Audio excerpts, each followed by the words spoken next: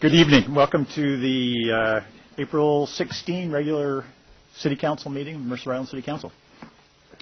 Let's see. We begin with roll, I guess. Tammy. Councilmember Debbie Bertlin. Councilmember Jane Brom. Here. Councilmember Mike Ciro. Here. Councilmember Mike Grady. Councilmember Tana Sen. Deputy Mayor Dan Grouse. Here. Mayor Bruce Bassett. Here. Thank you. Well, let's see. I was gone last meeting, and so and Dan likes to dabble a little more than he should. Well, I understand the wheels didn't come off, and no, you didn't come back to, I don't know. A thank you is due to you. Thank you very much for standing in my place, and thank you, Mr. Ciro, for acting as acting mayor. And I guess at the time both Dan and I were absent, so everything was good.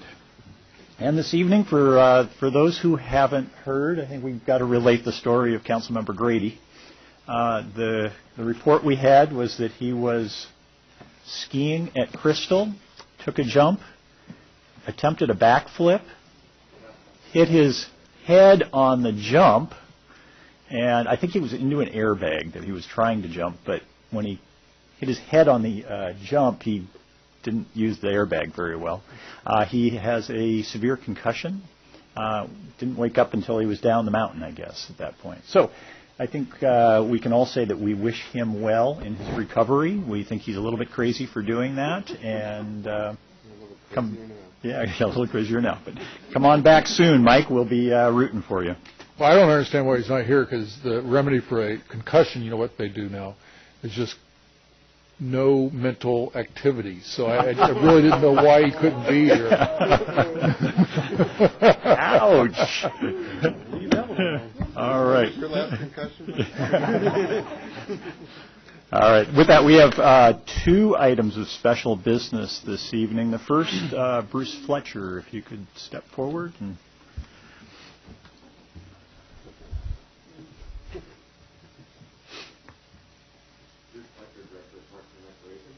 I'm here to introduce Don May, who is the Rotary Half Marathon Race Director for the second year. And I got to tell you, it was such a wonderful event. Whoa. It was such a wonderful event this year, because she also ordered the sunshine, and that really helps when you have almost 5,000 people. Anyways, she's going to do a little bit of a report that Dawn is going to talk about volunteer hours, because it takes a lot of volunteers to run something this large. And she volunteers year-round and probably has thousands of hours into this. She's not get paid, right? She loves this, and so that's great. So thank you, Dawn, for being here, and give a little update. Thank you. I guess I'm supposed to say my name, Dawn Ney, address 8215 Southeast 59th Street, Mercer Island, Washington. Bruce is too kind. We did have a great year. It was our 40th anniversary, so for Mercer Island, this event's been around for a long time. It was our second best year ever, with 4,615 participants, which is huge. It's the second time we've broken 4,000 in that 40-year history, so we're pretty proud of that. It takes about 300 people to put on this event, volunteer-wise. 160 of them are Rotarians, and the rest are either Mercer Island residents or volunteers off-island. And like I said, we couldn't do that without them, so it was really great to have such a good turnout. I wanted to give you just a little recap of the half marathon. There's about 55% of the participants participate in the half marathon. That's all the way around the island. We have 16 participating in our 10K, 27% participating in the 5K run walk, and 2% in the Kids Dash. So it's always fun to see where the numbers fall out at the end of the year. Our income this year was up with registrations, which is really good. I know someone asked me last year, how did you fare out? We're still trying to get everything figured out, but it looks like on the income side, it was almost $288,000, which is really good, with a net to our grants and awards program of almost $140,000. So We still have some expenses coming in. It may be a little bit higher than that, but that's really great.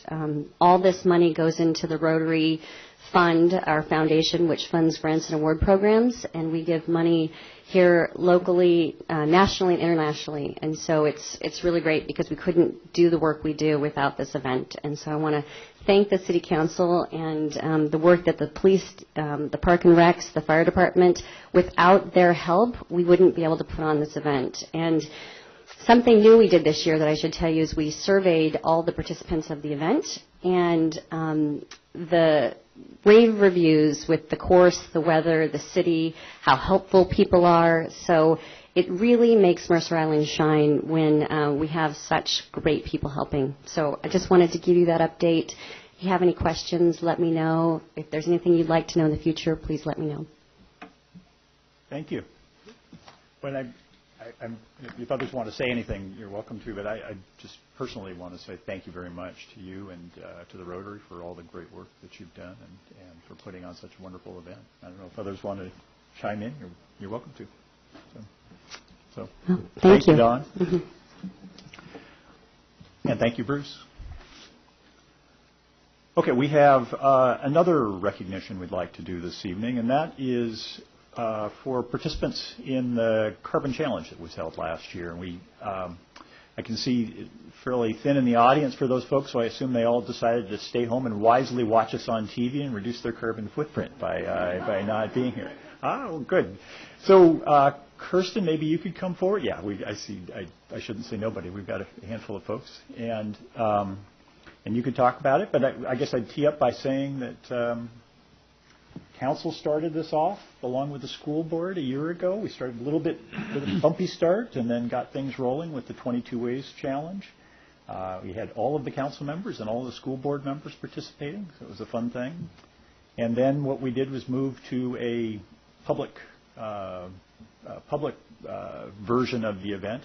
And I'm realizing as I'm saying this, Kirsten, Elliot's you're on for the next one. Elliot is on for this one, so my apologies. So, Elliot, go ahead, take it from there. Mr. Mayor, members of the council, thank you, Bruce. Sorry, Kirsten. I'm all done. Thank you. As chair of the Green Ribbon Commission, I am really pleased to be here tonight. We're going to recognize and, in my mind, honor all the participants in the 22 Ways to Be Green program that the Green Ribbon Commission has developed. Just for background, the GRC was really developed about 4 years ago under the auspices of the City Council, and has been working steadily in much of that time, focusing on people's activities in their home and as they drive that will reduce their and our total island carbon footprint. It's a difficult problem, but we're trying to educate people and relate it to their home activities. In 2010, we developed this program called 22 Ways to Be Green. And in early 2011, as the first challenge on the island, we had the City Council challenge the school board. And after about a 4-month period, the council eked out a victory. It was a tough race. It was very close, but the council did win the race, and that was publicized in the Reporter as well as on the city site. Since then, we've expanded the challenge to 3 organizations. The first was Emmanuel Episcopal Church, where over 30 families participated in their challenge. The Mercer Island Rotary, we just heard a thing about the Rotary, they had a challenge that about half of their actual membership participated. And then the last one is city staff. And we had more than 80% of city employees took the time and effort and actually participated. And we had a couple of winners. We had a big party up in the shop and so on. But so far, over 200 people. Now, we don't have 200 people here tonight, but I think many of them are watching on Channel 21. But over 200 people have really participated and were active in this program. Before we ask the people to be recognized, as we stand here now, we have 2 more organizations that will be putting on challenges this year, 2012, and we're working on a challenge among the various banks on the island, competing one bank against each other to see which staff will come up with the most items. So at this time, I would like to ask those people here in the audience that did participate in the 22 Ways program, please rise so we can recognize you and honor you and thank you for your participation. Oh, yeah, and some council members. And we need people from the city. We have several city council members. Dan, don't forget you were part of it. That's right.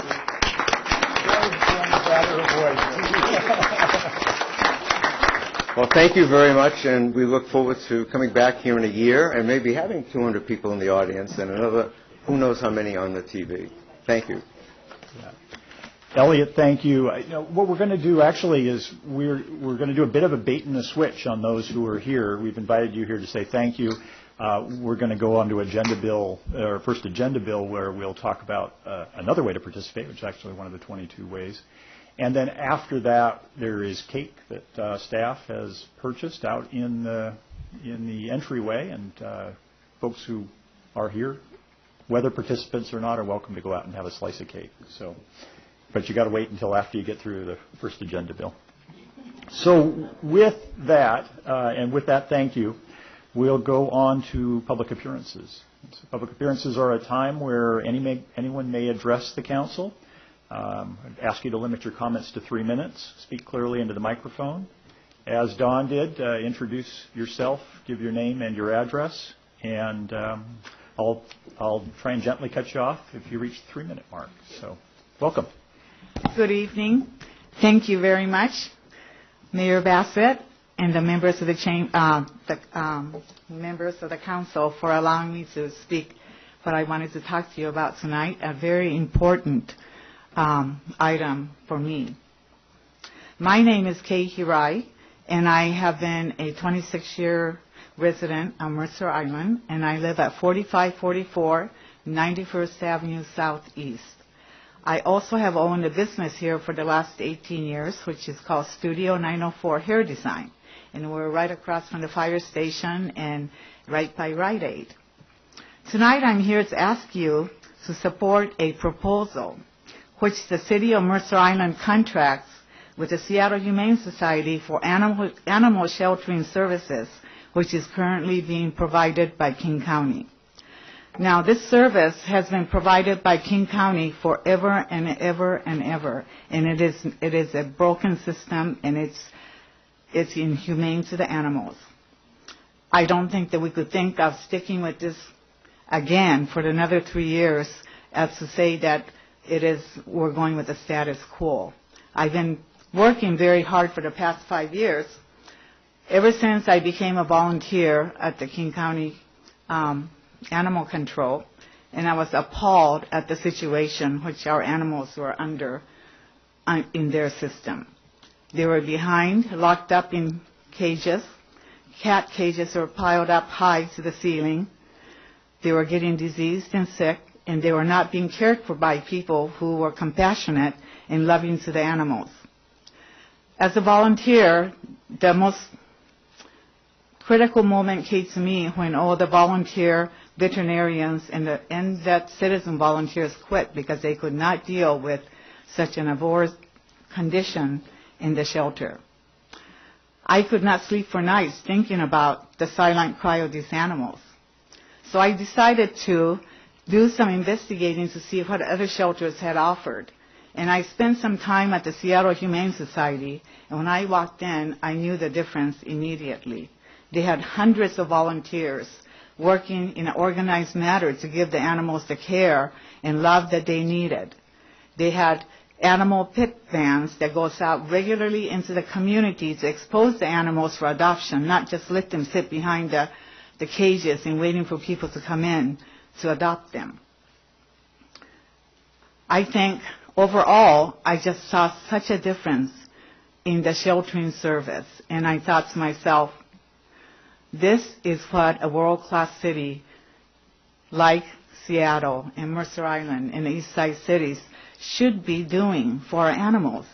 And unfortunately, they always seem to get put in the background, and it's always back to the status quo. Let the King County do it again. I am here to urge you tonight not to stick with the status quo. I'm confident that Seattle Humane Society is a donor-supported charity who's provided shelter services in our community for more than 115 years and is a credible and ethical organization with a high save rate, one of the highest in the nation of 96% save rate. Now, I really don't see what there is a choice about. So I really urge I you. have to ask you to wrap up. But Thank you. And I urge the council to please vote for the Seattle Humane Society as a contracting shelter. Thank you very much. Thank you. Welcome. Thank you for the opportunity. My name is Susan Madison. My address is 7075 Southeast Maker Street. And I'm here on behalf of the Mercer Island Solar Array Guild, which is really just a small group of Mercer Island residents that has been pulled together by the Transition Initiative of Mercer Island. We're tasked with learning as much as we can about community solar projects and how they might be integrated into our community. So we're really excited about the Green Power Challenge, which you're going to hear more about tonight, because it offers an opportunity for Mercer Island to receive a $25,000 grant of solar panels that could be used on a public property like the Mercer Island Community Center. So our team, through our research, discovered that there are a lot of local cities like Bainbridge Island, Whidbey Island, even Seattle and Olympia, who have actually worked in cooperation with utility and their community to bring these community solar projects to fruition. And let me just give you quickly a definition of what is community solar. It is defined as a solar electric system that through a voluntary program provides power and or benefit to, or is owned by multiple community members. And it's really a fairly new concept, but it really does offer some benefits. One, there's many people here on Mercer Island that don't have optimal sun. So if you think about being able to take advantage of optimal siting for your solar array, it also offers a lower entry cost because you think that you can take advantage of the benefits of the economy of scale by going together on a community project. Even renters can participate. But what I find is really interesting is the fact that these communities collaborate together to bring a community solar project array and create more awareness and support for community solar. So there have been a variety of different business models. And to give you a couple examples, Bainbridge Island is real interesting because they pulled together a nonprofit. And that nonprofit of community members actually put solar panels on the roof of a school.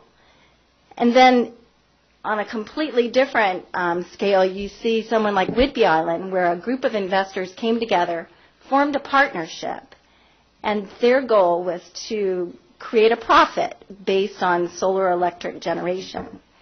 So anyway, with PSE's potential grant and the compelling Washington renewable energy production incentives, especially that are paid for these community solar projects, I think we have a unique opportunity to really consider investing in solar and investing in a community solar project for our residents. So I want to urge all of you to make sure that you sign up for Green Power so we can consider this. Thank you very much. Thank you. Welcome, Ira. Thank you, Bruce. Ira Appleman, 6213, 83rd Place Southeast. I have 2.5 topics, I guess. The first one has to do with the road diet, which is supposedly going out for bid sometime soon. And I've been waiting to see the SEPA process, and I haven't seen any SEPA process, so maybe it's happened, but I think the city is required to do a SEPA process on it, and the State Environmental Policy Act process, and it hasn't happened as far as I know. Maybe you can point out to me where it's happened if it has, but I don't think it has. The second point about that is that if you look at the comprehensive plan of the transportation element on pages 28 and 29, it shows that our traffic volumes are at level of service D in 2004 and are supposedly at level of service E in 2022 on the area of Island Crest Way that's going to be affected by the road diet. I think it's illegal under the Growth Management Act for you to narrow the road when it doesn't meet the city standard of level of service C already. So I don't think that you can increase the problems in an area where you're not in compliance with the Growth Management Act. So I was hoping that would be taken care of under SEPA. Okay. My second topic is parks, and I'm talking about the resolution that you might pass tonight.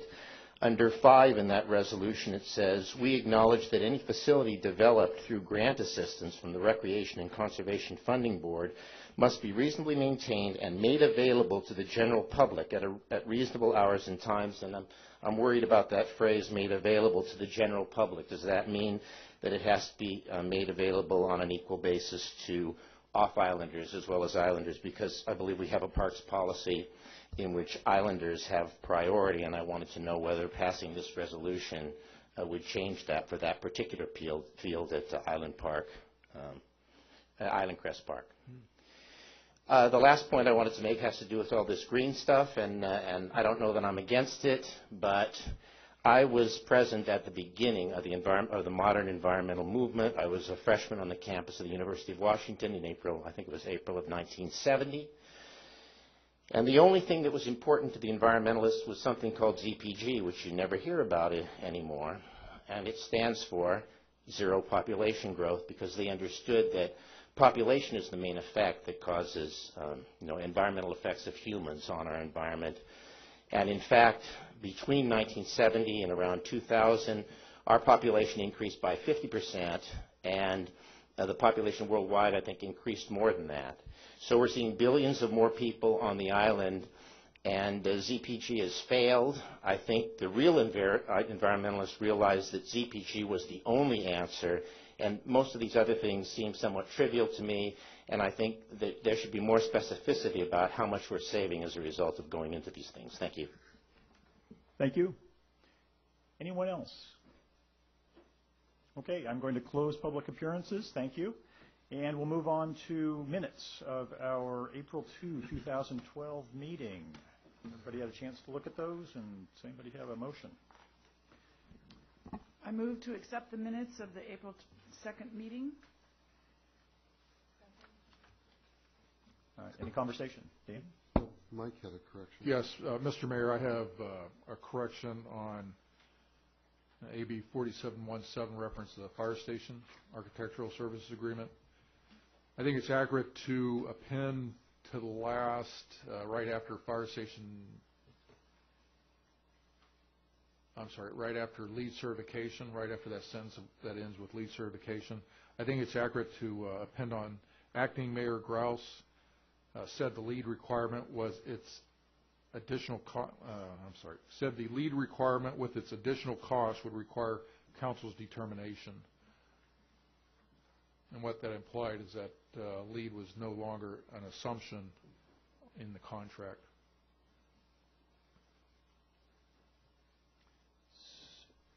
I'll say that over again. Well, but there's a question. I mean, there are two questions. One is, was that what was said? And the second is, should it be in the minutes because it was the direction of council, or was it just an opinion of Dan? So we probably need to unpeel this onion just a little. No, I think it's an accurate statement of what I said. But it was implicit in the fact that anything that comes back to the council in connection with this project is going to have to be approved by the council, including whatever contract we do for the ultimate design of this and construction. So, yeah, I mean, the statement is accurate because it's a truism, because the council has to approve the contract in the final analysis. Well, I will additionally say that the conversations by the different council members identified that there was a majority on the council there who agreed with what council member Grouse said, and I obviously. And I think that's accurate. I think of the 5 people who are here, there was a majority who indicated that they were more interested in the LEED standards than the LEED certification. And it was if the LEED certification was going to cost the city an extra $40,000-$50,000, which is what the architect was suggesting, that the majority of the people here did not jump up and down to go spend that kind of money. Okay, Rich? That was the distinction I wanted to make sure was understood, that because I'm not sure Mike was saying that. I heard your point to be at the time that the standards were fine, particularly if they are no additional cost in construction, but the paperwork, the process that the LEED certification folks make you go through can be tens of thousands of dollars, and you were saying that we may not follow through with that, but we, going in, we're interested in the LEED standards. So that's an accurate statement. Okay, so it's both accurate and it is a reflection of the view of the council, so we ought to add that language to the minutes. So should we bring it back? I think we should just bring it back, Tammy. We'll amend the minutes and bring it back next time for approval. Either way is fine. Okay. And then the minutes, I think it's they're under planning schedule where we talked about Councilmember Grady making a comment on email accounts. That was actually me. Okay. And that's all I have, Mr. Mayor. Donna? Thank you, Mike. I was just going to clarify on that last point. So we are going to clarify that under that one section, as a result of obtaining LEED certification versus simply LEED standards or something. Just the reverse, that the council, or maybe we're saying the same thing, that the architect had indicated that the LEED standards were presumed in their design approach, and there would be no additional construction cost related to that. Right. But that the LEED certification process did have an additional cost, and the council had indicated maybe not going through that process and save the dollars. Right. I just wanted to clarify, just make sure that we're saying we're going to specify that we're supportive of LEED standards, but just not necessarily certification paperwork. I think that's what the minutes will reflect. Okay. Anything else on the minutes before we hand those back to Tammy? Nope. Okay. What do we do about the fact we've got a motion to approve second all on the table at this point? Do we just withdraw those? Okay. I withdraw the motion. And the seconder? Okay, very good. We're back to ground zero then. Consent calendar. We have payables and payroll on the consent calendar. Do I have a motion for those?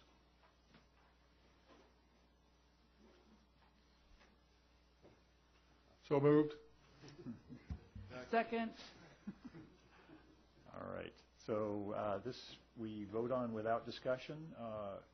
And so all in favor of accepting the consent calendar, signify by saying aye. Aye.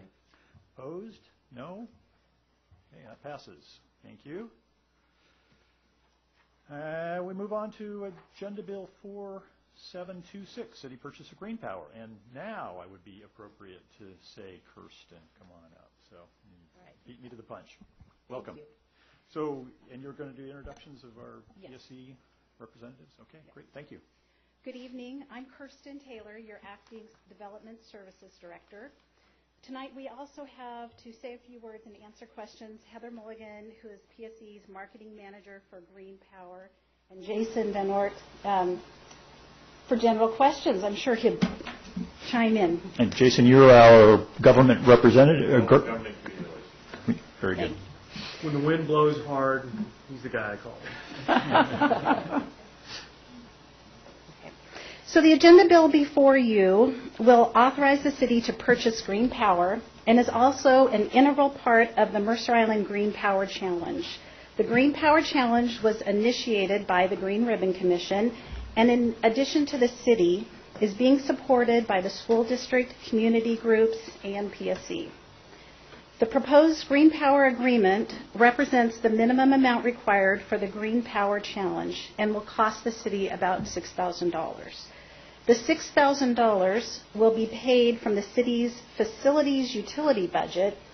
As Finance Director Chip Corder said, he will eke out from the cost savings realized by energy efficiencies this budget cycle, that $6,000. So we have been realizing some savings and can use that to pay for this. So no new appropriations are needed. Heather Mulligan has a few words to say, And then we also will be debuting some new marketing materials.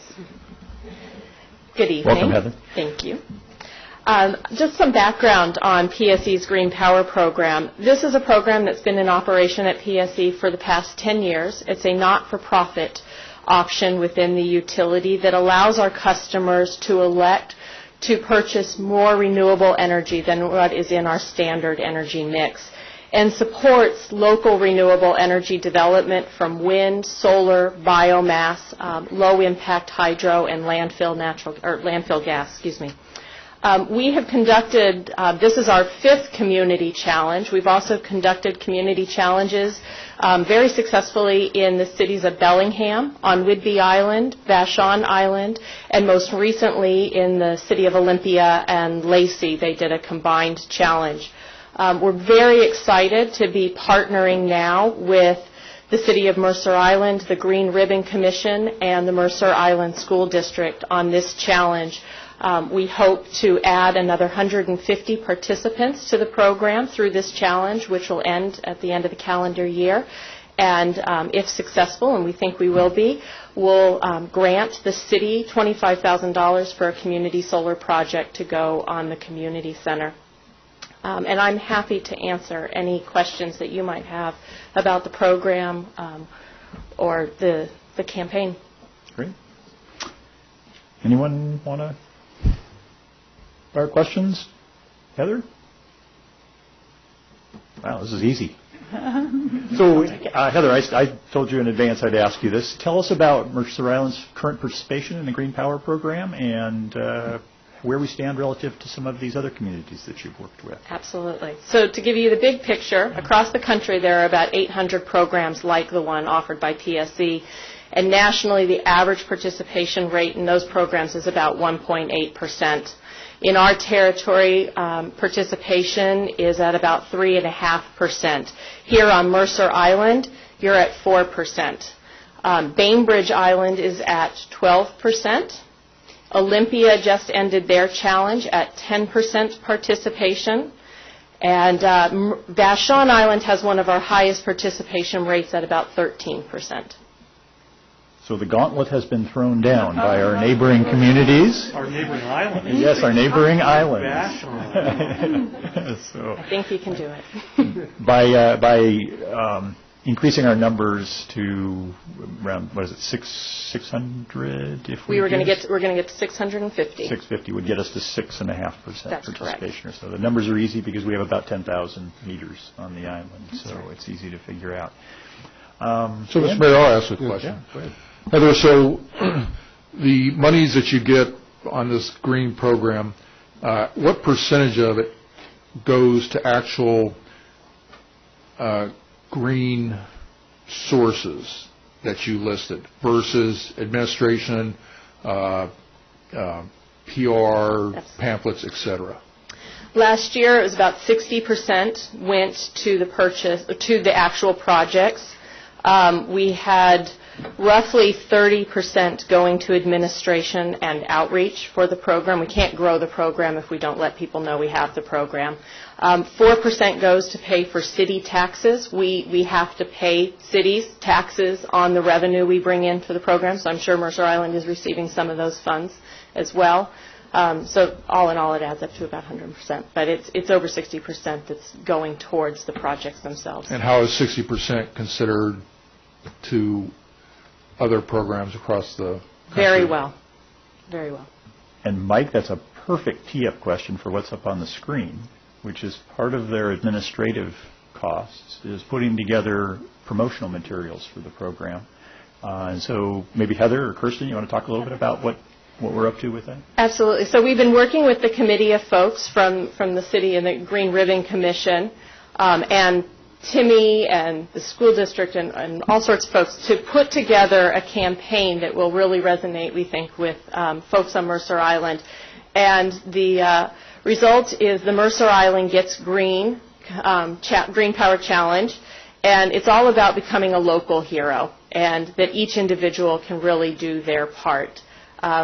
So we are going to be featuring Mercer Islanders and their participation and how they are local heroes, including Mayor Bassett. I like those ladies.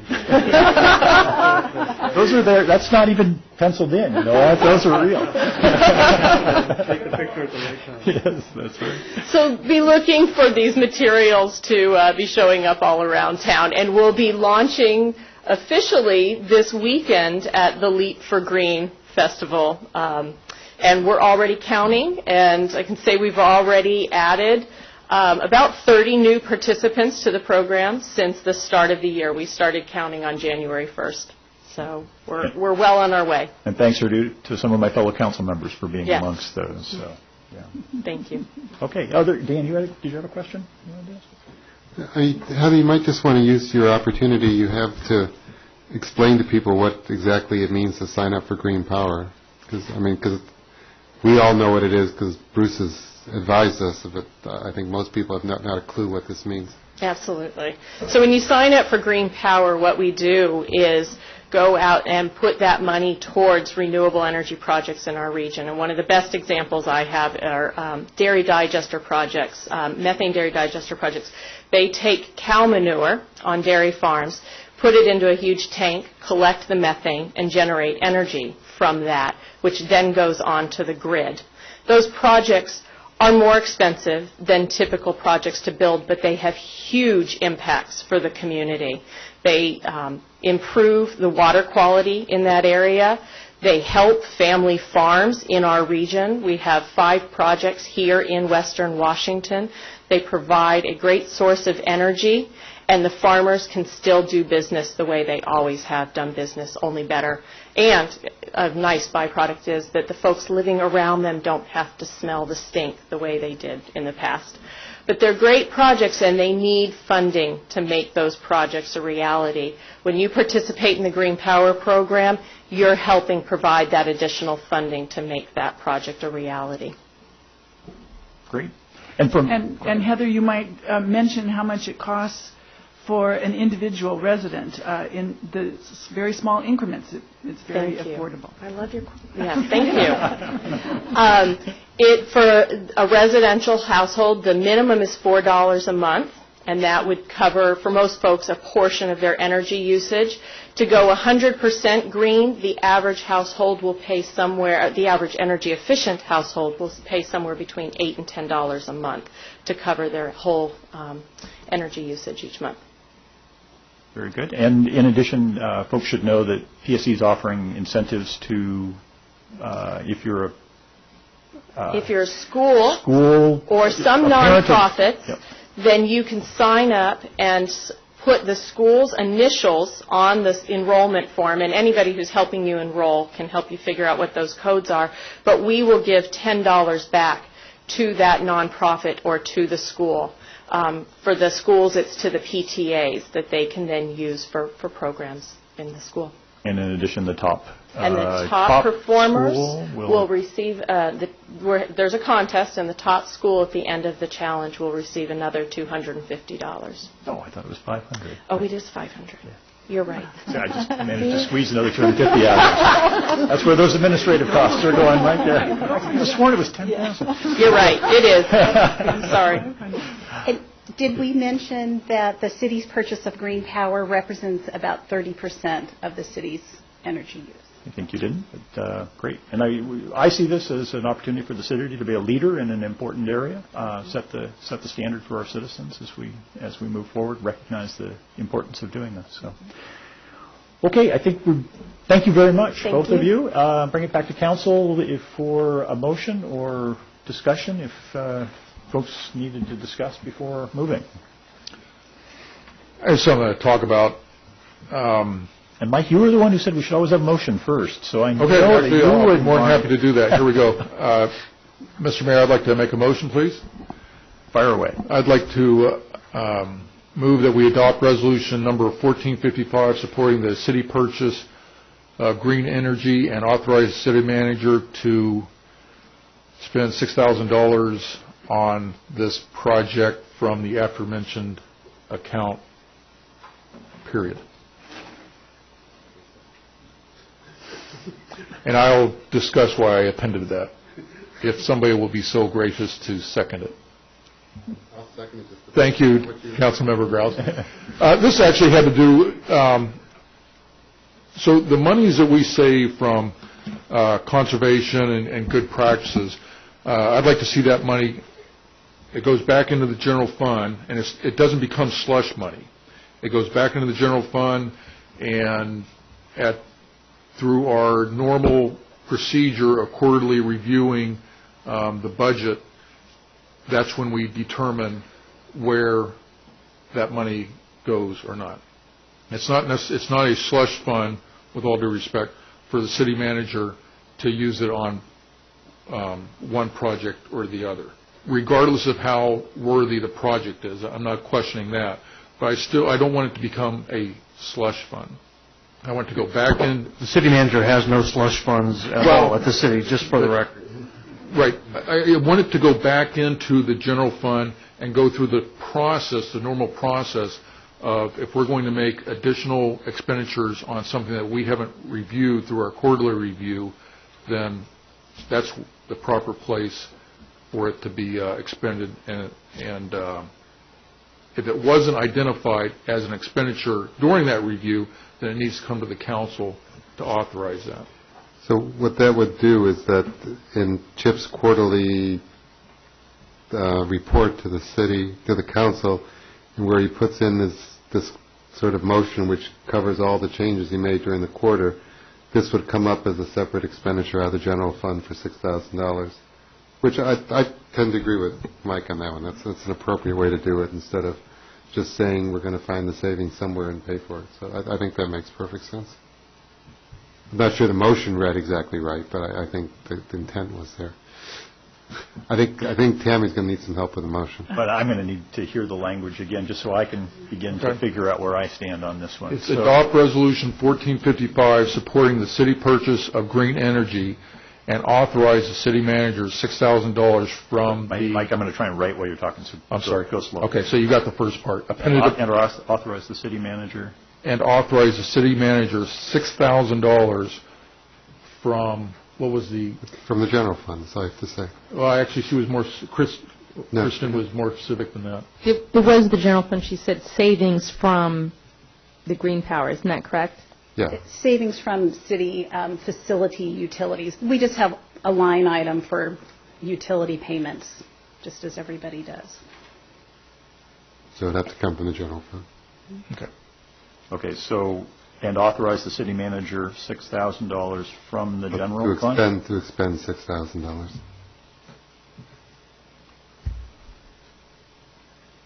From the general fund. So that's correct, Mike? From the savings of conservation projects in the general fund would probably be more accurate. Okay.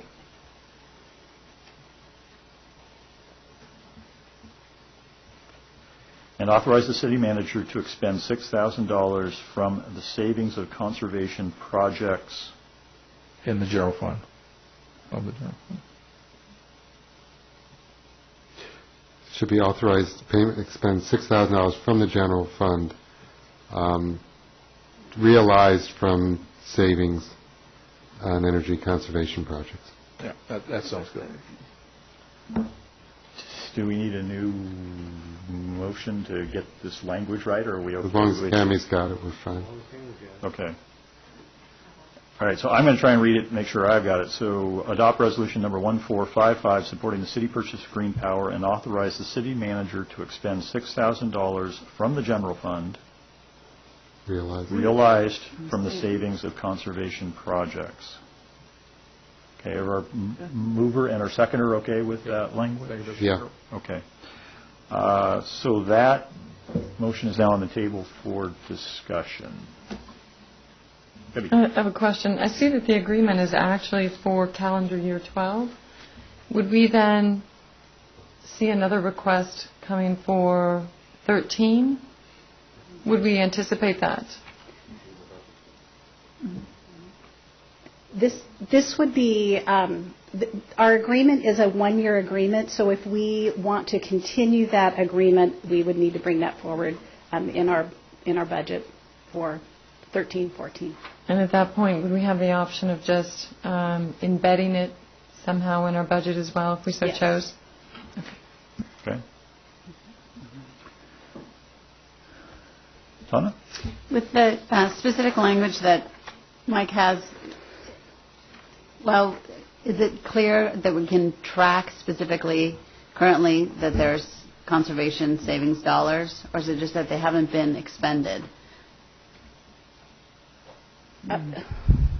Probably Rich, do you catching wanna help Kirsten me? off on this one. I think the answer is yes and yes. We track our utilization because it's all metered. Right. And then anything that is less than budgeted is available as without any additional revenue. And presumably we will have additional dollars left over in the energy accounts. So, yes, we do track it because PSC tracks it for us on what our utilization is, and we'll have what staff's telling you is we will have the dollars available. The $6,000 will be available without adding from any other account.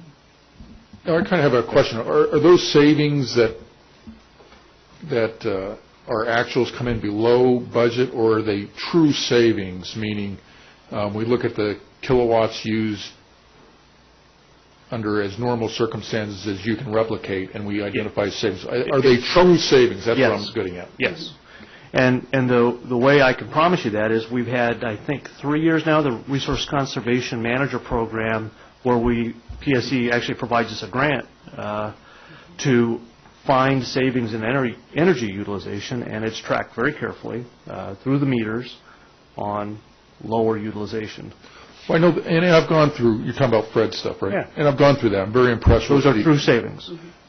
And so the methodology for tracking, it's the same. And he does a great job with that, and methodology seems very... What I have never seen, or what's never been presented to the council, was that extra step on putting financial numbers behind those savings. I've never seen that while I've been on the council. And I think that's the next step that we need to do, is to bring to the council and say, these are the actual savings. Sure. Well, and that's what I've been asking about, too, is how do we make sure we capture that savings rather than just having it slip away into... how many fuel electrons did we use, and what were they worth? Yes. Right. Yes. Okay. Any other... Tana? Yeah, I just have a question.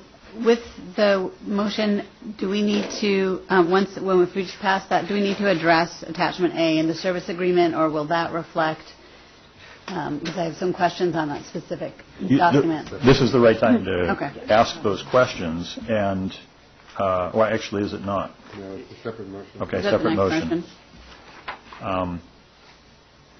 Okay, you're willing to hold until we get to the next motion? Okay. Any other discussion on the motion that's on the table? No. Okay. So all in favor, please signify by saying aye. Aye. Aye. Opposed? No? Right. Motion carries. We move on to the opportunity for a motion that will allow Donna to ask her question. You want to move it? Yeah. All right, so I move to authorize the city manager to sign the Schedule 136 Large Volume Green Energy Service Agreement with Puget Sound Energy for the purchase of green energy. Second. Okay, very well. Tony, go ahead with your question. All right, so looking at Attachment A, mainly I just want to clarify on the back on Section 4 and 5, we said we're spending 30% or 36% of our energy on green power, and currently it lists 100%. And I just want to clarify that the wording is either not clear or I'm reading it wrong. And I apologize for not getting back to you. I put the question to Heather, and so Heather, I'll ask you to step up and address Donna's question, if you would. Hi. So the agreement that's before you is a Utilities and Transportation Commission approved agreement. It's a very bureaucratic, but a very standard agreement where we just fill in the blanks. The section that I believe you're looking at, I don't have it right in front of me, but there is it says you either select the fixed option or the 100% option. And in the 100% option, we would fill in all those blanks that you see for January 2012, February 2012, because you are not selecting the 100% option, that information is not filled in. The section above it that says we select the fixed option at 83,334 kilowatt hours a month is the piece you need to is what you're looking at. And that is a fixed amount each month that adds up to the 1 million kilowatt hour minimum for that large volume purchase agreement. And that's the 30% reduction. And then the 1 million would represent 30% of the city's electric usage. Okay. Debbie? If we were to consider going from 30% to something greater than 30%, are there defined increments, and is it directly proportionate from a cost? So, for example, if we go to 60%, do we simply double the 6,000 to 12,000? How does that work? Yeah, so we have two rates. We have the standard rate, which is 1.25 cents per kilowatt hour. That's what residential and business customers pay, and then this large volume rate, which is 0.6 cents per kilowatt hour, and the threshold for that is a minimum of 1 million kilowatt hours purchased in a year. Anything above that is going to also be at that 0.6 cents per kilowatt hour. The only increments are $2 increments, and that's just because our billing system is clunky enough that it will only accept something at 100% or in a $2 increment. So you could go up to, 1,500,000 kilowatt hours or whatever, as long as we can divide it by a $2 amount. Does that make sense? Yeah. Sorry. I think I get it. Okay. It has to be divisible by $2. That's all. Not a big problem. Yeah. I know. Mike. Heather, we're really not, the end of the motion is sound energy for the purchase of green energy. We're really not purchasing green energy, are we not? What the monies are going to is 40% for administrative costs for this program, and the 60% is going in development of green energy. We're not getting... Well, nobody can ever. I can't deliver to you renewable energy any more than I can deliver coal to your meter. What happens is when energy is generated, it goes onto the grid and flows to the point of least resistance. And so that renewable energy that you are purchasing we are ensuring that same number of kilowatt hours go onto the grid and replace kilowatt hours coming from some other form of generation. So they have to come onto the grid, and they have to go somewhere. But I would have to build a line from that generator to your meter in order to ensure that power actually comes to you. You could cite a dairy digester in Mercer Island.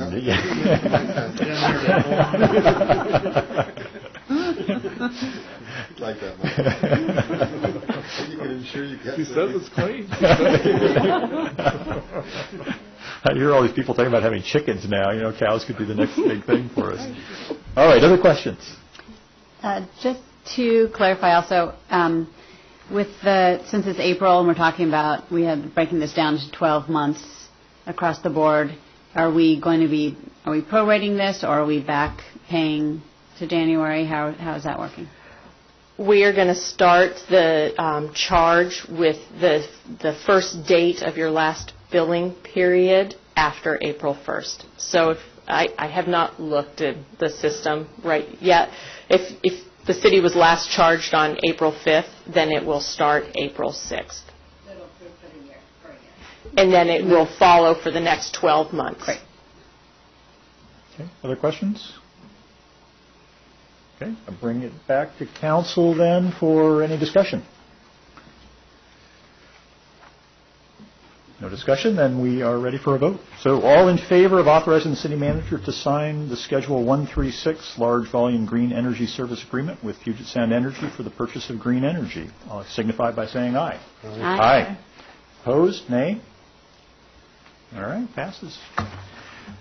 Heather, thank you very much. Kirsten, thank you bunch. Jason, you got off without saying a word, so thank you too. Thank you.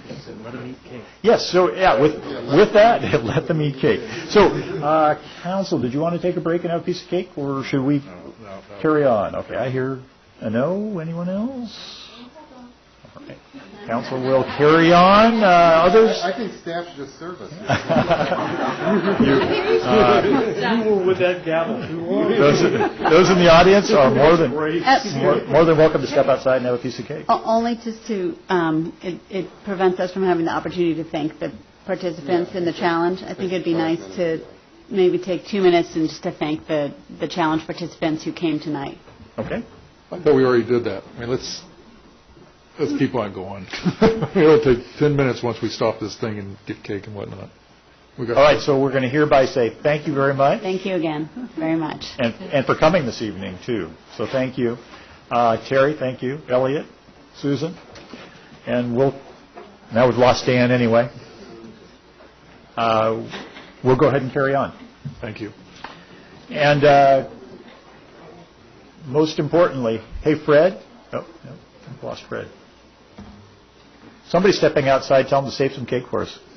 All right, we're going to go on to Agenda Bill AB 4720, Luther Burbank Hand Carry Boat Launch Grant Application. And Jason, welcome.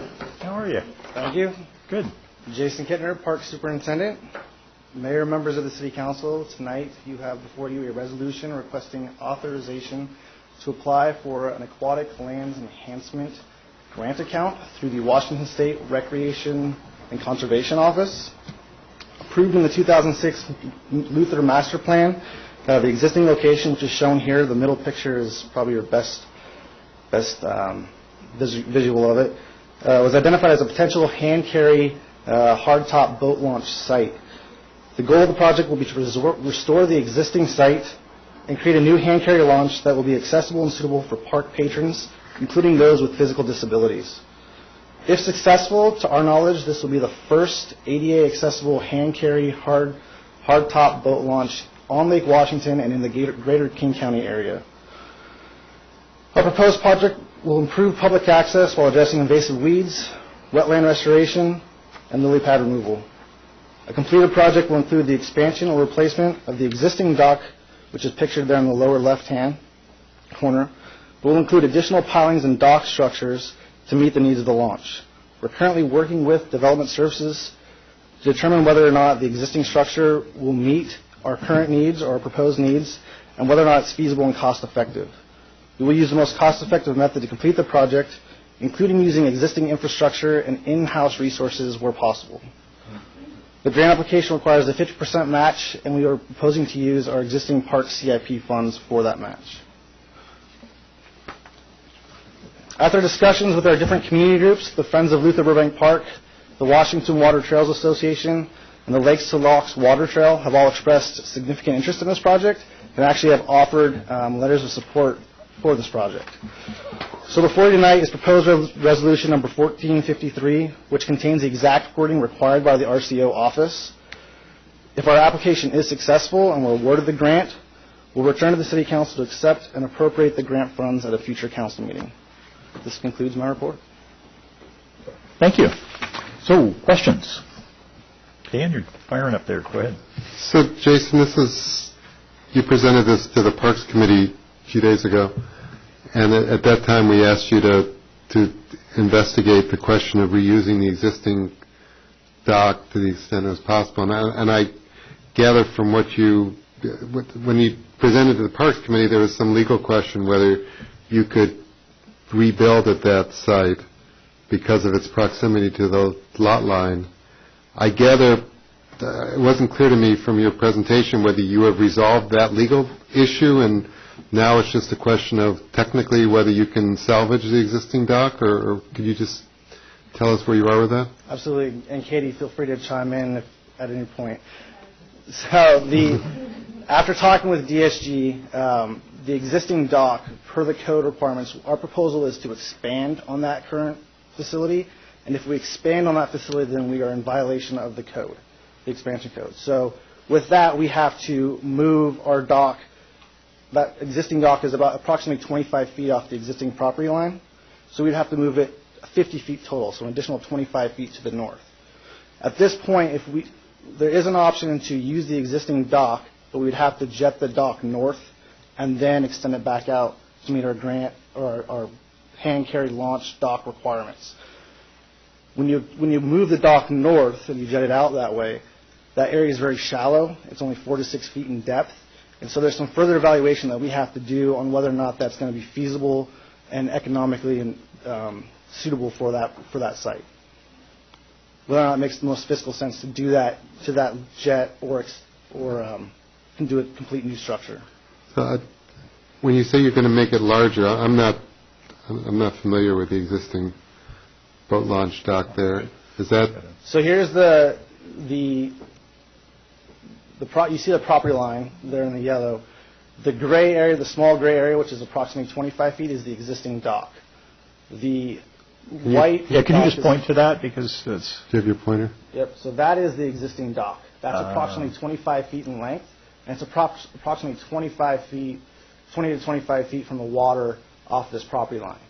So if we were to expand, if we were to use this existing dock per the current code, we would have to move the dock north 25 feet and then extend it out to the additional length.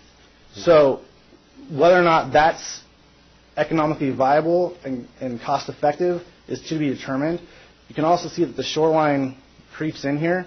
So we're already at 4 to 6 feet in depth in this whole area. So as we move closer to the shoreline, we're going to lose some of that depth as well. So which impacts the launch depth ultimately. There's some other issues we were talking about with regard to whether it was more feasible to use the current dock. And you can see by the shadow, I don't know if you were able to get some shots from it from the side. Probably not. That you can see from the shadow, it's actually quite high, and that seems as though it will impact the ability to use that dock as well. So it might make more sense to just put in the newer dock and get the depth that is needed, and then you'd remove the first dock just for purposes of mitigation. But one of the things I did want to point out, too, is that those pieces will be brought back to the council and back to the Parks Subcommittee. At this point, staff is just seeking to see if council desires the staff to go and seek the grant for purposes of the grant. That'll be worked through as the process is worked through. But the new dock is going to be that much longer than the existing dock? In order to get to the depth needed, it's quite shallow there, and my understanding of the needs for this particular dock is that it would need to extend out that far in order to get to the appropriate water depth. So, correct. And let me also tell you. Let me back up a minute. I'll make sure I understand this. If you use the existing dock, I mean, obviously you're going to have to replace the dock surface, but the idea was to save the pilings and therefore avoid the extra expense of driving new pilings. Is the only reason you're going out longer is because you're moving the dock and therefore you're into shallower water, therefore you have to go out longer? No, that's not the only reason. There's a number of different. Go ahead. I'm jumping in again. You can go ahead. Sorry. So it shows that it was one continuous segment here. This is actually 3 segments. So it's in thirds. So the first third is approximately 30 foot in length. Our ADA law requires us for the dock size, our gangway, or the transition between the first dock to the floating dock is an additional 30 feet. And then our final float is approximately 30 feet as well. So that's where you get the 90-foot structure. So it's a combination of water depth, but also meeting our ADA accessibility components and percentage of grade and things like that go along with it. One other question then, and that makes, and you know, if I'm not asking you to expend staff time or resources to try to come up with some fancy way to save the old dock. If from what you've got here, it makes it pretty clear that that's not going to make a lot of sense to do that. So don't think on my account because of what I said at the Parks Committee. You have to go spend a lot of time figuring that out. But I am curious in terms of the way the dock's going to be built. You know, we had a fair amount of discussion here before the council on shoreline management and construction standards for new docks. I trust the city will conform with the standards that at least we put into the draft that has gone to the state. Absolutely. This structure The decking in particular will mimic what's now down at the boat launch, which we put in last year, which is the flow-through grading, which meets our light penetration requirements. We will absolutely conform to the shoreline master plan. And Jason, correct me if I'm wrong, but Army Corps of Engineers and is it DOE have already weighed in and are quite happy. We're waiting to hear from NOAA. They haven't called us back. We're waiting to hear from NOAA, but so far it sounds like all the other folks that would weigh in are quite happy with the new design. Now, how can they be happy? I mean, what's good for the goose is good for the gander. What's good for the city has to. There's no way that one of our citizens would triple or quadruple the area of a dock from existing to that new thing. I mean, this doesn't even look in the realm of possibilities to my experience or our experience talking with DOE. Because there's mitigation aspects the city is looking along with developing the dock, and because we wanted to make sure that we weren't going way far afield, that was the check-ins previous to even making the proposals to make sure that we wouldn't get stuck into proposing something that we couldn't in fact build. So that was one of the first steps, as I understand, Jason, that you went through, and you've had experience with the Army Corps of Engineers and DOE, and we're checking with NOAA to make sure that there wouldn't be impediments. But there are mitigation factors that are being applied as well, which have made them satisfied that this is the appropriate way to go. I'm curious what those mitigating, I mean, that is so different than the mitigating factors are usually, tweaks here and there. I mean, that is so different than what it's replacing. I just don't see how that's in the realm of possibility. And I welcome, if that's the standard that DOE, NOAA, the Corps of Engineers is going to use with our citizens, that's fantastic. Is that what you're telling me? That the same standard that is enabling the city to go from that little tiny thing to that big 90-foot, those are the same standards that they're going to use to our citizens? We're applying the new standards and then the mitigation pieces. I don't know if I quite understand your question, so maybe you want to explain, Jason, what those mitigations will be. Absolutely. So if we are, the biggest mitigation piece, first and foremost, is if we are not using the existing structure, what we found with past projects is the Army Corps likes us to remove existing structures or other structures there. So if this existing dock is not going to be used, it will not serve a purpose for us. So we would propose to remove this as part of our mitigation. Additional mitigation pieces include invasive weed removal in the wetland area, wetland restoration, planting of native drought-tolerant plants, and then also, you saw in the picture previous to this, this is actually the area in which we have that's lily pad growth. That represents approximately about an acre in size.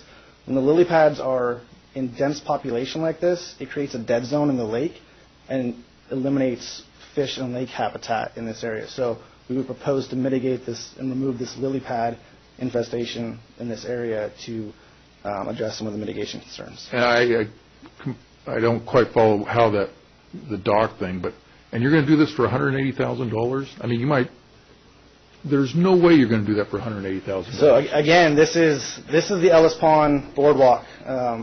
This was a project that was completed, and how we're proposing to do this project, both using in-house resources and then contracting out the services that we don't necessarily have the technical skills to do. So for this particular project, we will do the trail widening and expansion. We will restore the existing boardwalk and do the replanting and things like those components that we can do in-house. And the water work will be something that we go out to contract for, because that's the technical skills that the parks maintenance team, as great as we are, don't quite have yet. I mean, the in-house stuff is still a bill to this project. I mean, that's not a freebie. How are you accounting for that? It's just cheaper than, well, it's... I mean, I'm telling you, you're not going to put that dock in for $180,000. We've had conversations with some of our marine representatives, and we feel that number is accurate to get this job done. All right. While I still have the floor, I have a question. You said, Jason, that it's going to come from CIP funds. Just last November, we raised property taxes 1.5%. a new technology tax, a NORCOM tax we raised, water utility tax we raised, sewer utility tax we raised, EMS tax we raised. I thought because we were going broke, meaning we're maxing out our funds. So tell me more. I just want to make sure, is this really a question for Jason, or are we sort of more into the... It's for Jason. Okay. So tell me more about where these CIP funds are coming from. There must have been a project that you said, no, I like this project better. So I'd like more specificity than, and this will be for city manager and the staff, this is something I'm going to start being more, I'd like more specificity versus it's just going to come from CIP funds. All our CIP funds are allocated. What project is falling off so that we can do this project? A project is not falling off. If you look in your council agenda item, there's a breakdown of where the funds are coming from. The majority of the funds are coming from the Luther Burbank minor capital improvements. That's voter-approved funding that goes, it's in the CIP budget that goes specifically to implementing components of the Luther Burbank master plan. This is a project that was identified as a master plan project. So it falls, in our opinion, it falls directly in line with using those funds. I'm not questioning that. What I'm saying is that I'm sure that that levy money was identified for something. So what was identified for implementing components of the master plan and minor capital park improvements? So it was just sitting out there waiting for a good idea to... Well, not exactly. We have in a number of places within the CIP dollars associated with just reinvestment in our park system. They aren't identified as replace this bench. We'll have dollars that will be available for replacing benches in an entire park if benches need help, or is it, restroom roof repairs, restroom fixtures. Just reinvestment dollars in our park system, and our parks professionals decide on an annual basis what they need the most. And it just happens that this particular state grant program allows you to take dollars that have already been pre-programmed for use in the park, and identify that as your match. So it's kind of, what these guys are doing is a fairly creative thing, doing what they would have done anyway, and using it as leverage for state grant dollars. So the vegetation management, we had $10,000 that was looking for something to do? Well, they'll do some vegetation management in this project. And that would be something they would use. They would use that money for vegetation management within Luther Burbank Park, and it's an area that they... If you look up in the pictures, there's plenty of vegetation to be managed on this project. Okay. I think it's going to be the last question, is how wide is that dock? And this is just going back to is it in the realm of possibilities? How wide is that dock? Okay, so the first section, the transition from land to water, will be 6 feet in width. The gangway, and then the final third will be 8 feet in width. Well, we made, in our infinite wisdom, said it has to be 4 feet, right? We said it's got to be 4 feet. Shoreline management. So maybe that's something that the council should consider. It should be 4 feet. It shouldn't be 6 feet, it should be 4 feet. That's what we passed. This is ADA, it's a whole different No, it thing. doesn't make any difference. It's 4 feet. The fish can't tell any difference. Yeah. So maybe we should change the SMP whenever it comes forward to 6 feet to accommodate this project. Well, at this point, it is an ADA project, which does require the greater width, I believe, Jason. Correct. And we still are under the old rules. We don't have our SMP in place yet, but otherwise all the other mitigation factors are in place. But because we're trying to seek to do something to work with the ADA and the using these funds, and I think it has to be. I think that has to be 6 feet in width per ADA requirements. That was the same argument that I think Councilmember Braun was bringing up on the 6 feet or 8 feet versus the 4 feet requirement, where we were having the same issues with our citizens out there with their docks. Well, and I'll just point out this is under the current rules, so we don't have that in place yet. Yeah, but that's... Let me try one here. Just it's to this timing question. Jason, when would you expect to hear back from the state on this grant application? So the grant cycle is we present our grant application late May, and again, we do a pre-presentation, essentially a warm-up to get some feedback, some thoughts on the project. Then we go back and do a formal presentation in June. They estimate by the end of August to have their project funding list identified, and then the funding will actually take place in June of 2013. So we have a nice window of time to, if we're on the project funding list, to actually go through our application process for the permit requirements and make sure all of our components of this project meet local codes, Army Corps, Department of Fish and Wildlife, Department of Ecology, the gauntlet at that point. So our new SMP certainly is going to be in place by that time. So the thing I was coming to is it sounds like we will know a lot more about our SMP before we get to the final design stage on this project. And so trying to battle through what those questions are tonight seems quite premature. I think where we're going to be. This question is just going to have to be resolved between the city and Department of Ecology. No, and we don't know enough now to resolve it. But hold on, the Department of Ecology standard was 4 feet. It was 4 feet for the entire dock. And then we went and said we wanted to do it. Originally, the Planning Commission said they wanted to do it 8 feet for the entire dock. And then we went up and went for a compromise that said 4 feet for the first 30 feet, I think, and then 8 feet after that. And so I do not believe in double standards. So if that's the standard we are imposing upon the citizenry, many of whom may be in wheelchairs as well, then that's the standard we impose upon ourselves. And I will not support this if we try to come up with a double standard here, because then we're just going to make our life miserable. And the decision on that will come after you get the grant funds. We have to come back to you to spend any of these dollars if we get them.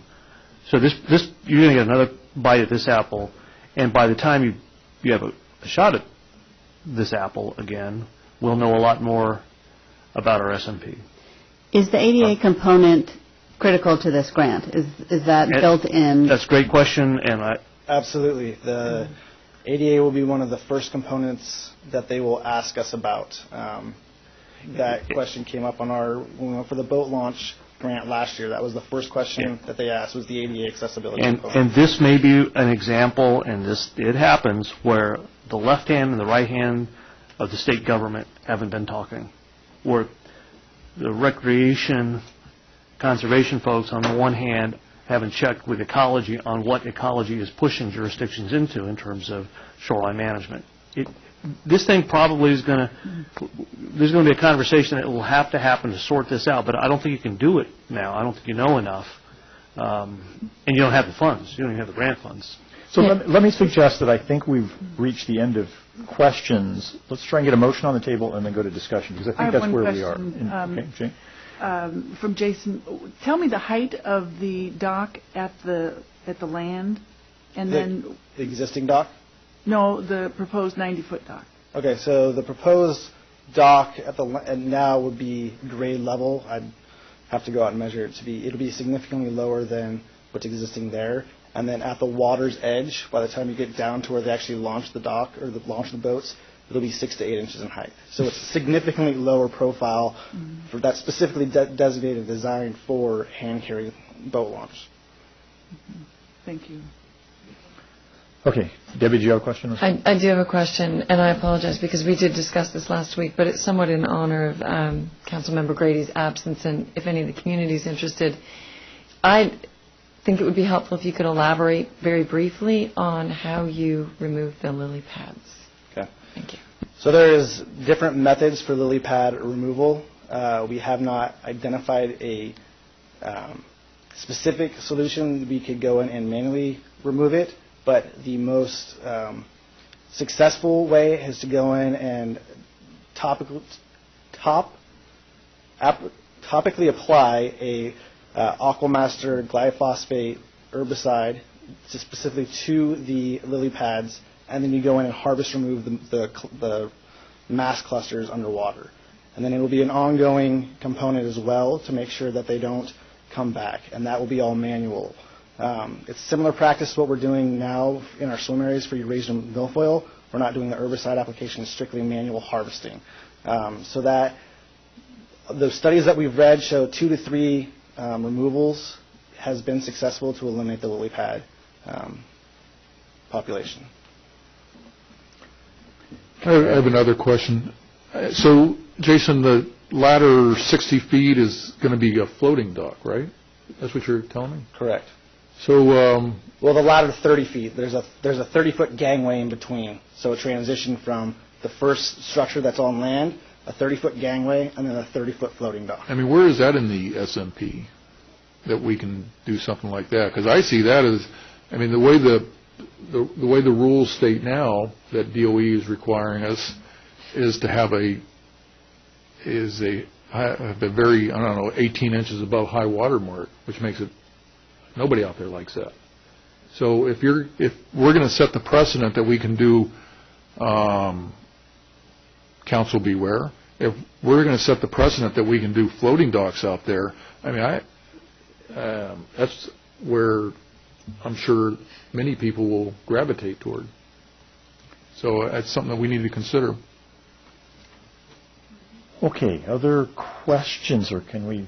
I was envisioning this as a quick agenda item. I obviously missed the mark rather completely on that one. So I'm hoping no more questions. We can get to a motion and move forward with council. Oh. Sorry, one more question. How many, will there be trees taken down? Because this photo makes it look quite open, but I was down there walking around and I couldn't even find the existing dock. You can't get near it, for one thing. Right. And it's very woodsy, at least now.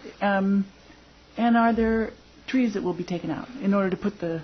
We will avoid taking out trees at all costs. Our proposal is to use as much of the existing... The first part, let me just walk you through. So this is the south parking lot. There's an existing trail here. There's an old sewer pump station that there's a concrete path. We will propose to widen that path to get to the existing boardwalk. The existing boardwalk's actually in this open area. In the picture... Whoops. In the picture here, you can see there was, when Mercer Island acquired the property from King County, this boardwalk in particular was in dire shape at the time. There was a winter storm that actually caused a bunch of this debris to fall over and destroy this dock or destroy this boardwalk, and so we haven't used that site since then. We closed the trail down.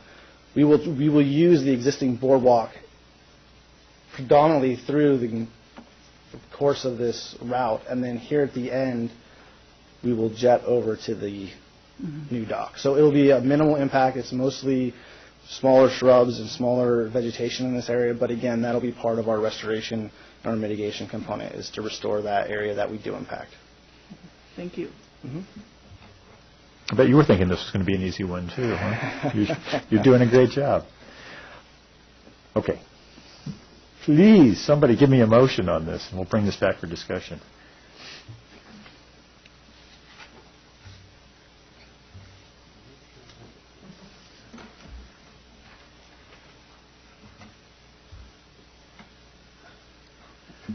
I'll make the motion just for argument's sake. Adopt resolution number 1453, development and restoration authorizing city manager to apply for funding for aquatic lands enhancement account project to the Recreation and Conservation Office as provided in Chapter 79.90.245 RCW. Second. Okay, discussion. Who wants to start? Yes. Mike, are you signaling, or are you? Well, I'd like the city manager to explain to me what this puts us on the hook for, because I see a lot.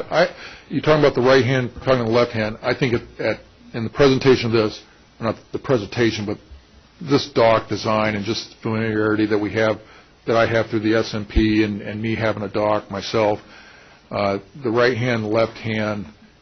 I don't see the coordination at the city level that this is in the realm of possibility. Well, I was referring to at the state level. I know you were, but because the issue there is ADA on the one hand drives all kinds of requirements, in this case for grant funding, through the recreation side of the state, and on the other side of the state, ecology, they're saying you got to have docks so narrow that it freaks people out about putting a wheelchair on them.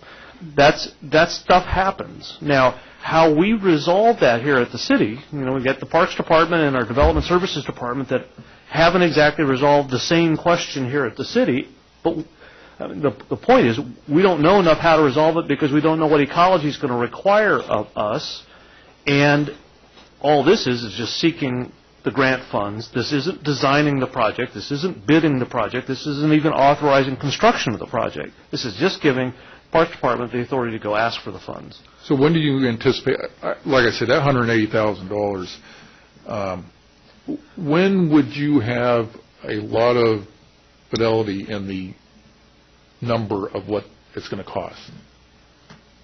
Well, I believe Jason's given you his best shot already. I don't think it's going to change.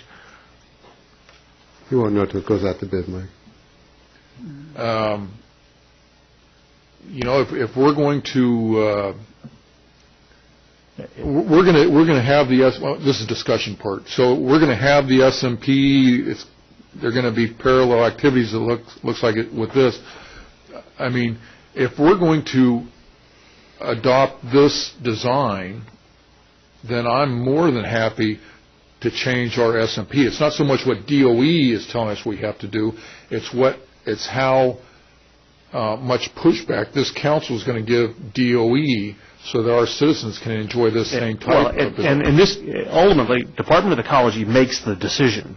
So you can push back all you want, but they make the decision under state law. Yeah, but you know as well as I do that DOE, we have a lot of influence on DOE if we desire to use that influence. Mike, I don't know the answer to this because I'm not DOE, but I have this sense that if a homeowner were to suggest that they were going to remove an acre of lily pads, and if a homeowner were to suggest that they were going to change their shoreline to being native plants rather than whatever the non-native rushes that I think we were told are there now, and if a homeowner said they were doing something for public benefit, which I remember being part of the higher criteria for the SMP, that would be viewed very favorably in the evaluation of these projects. Yeah, but that's which is really different from a homeowner saying, I have a dock, I have a grass going right up to the water's edge, and all I want to do is triple the size of my dock. But that's not the standard.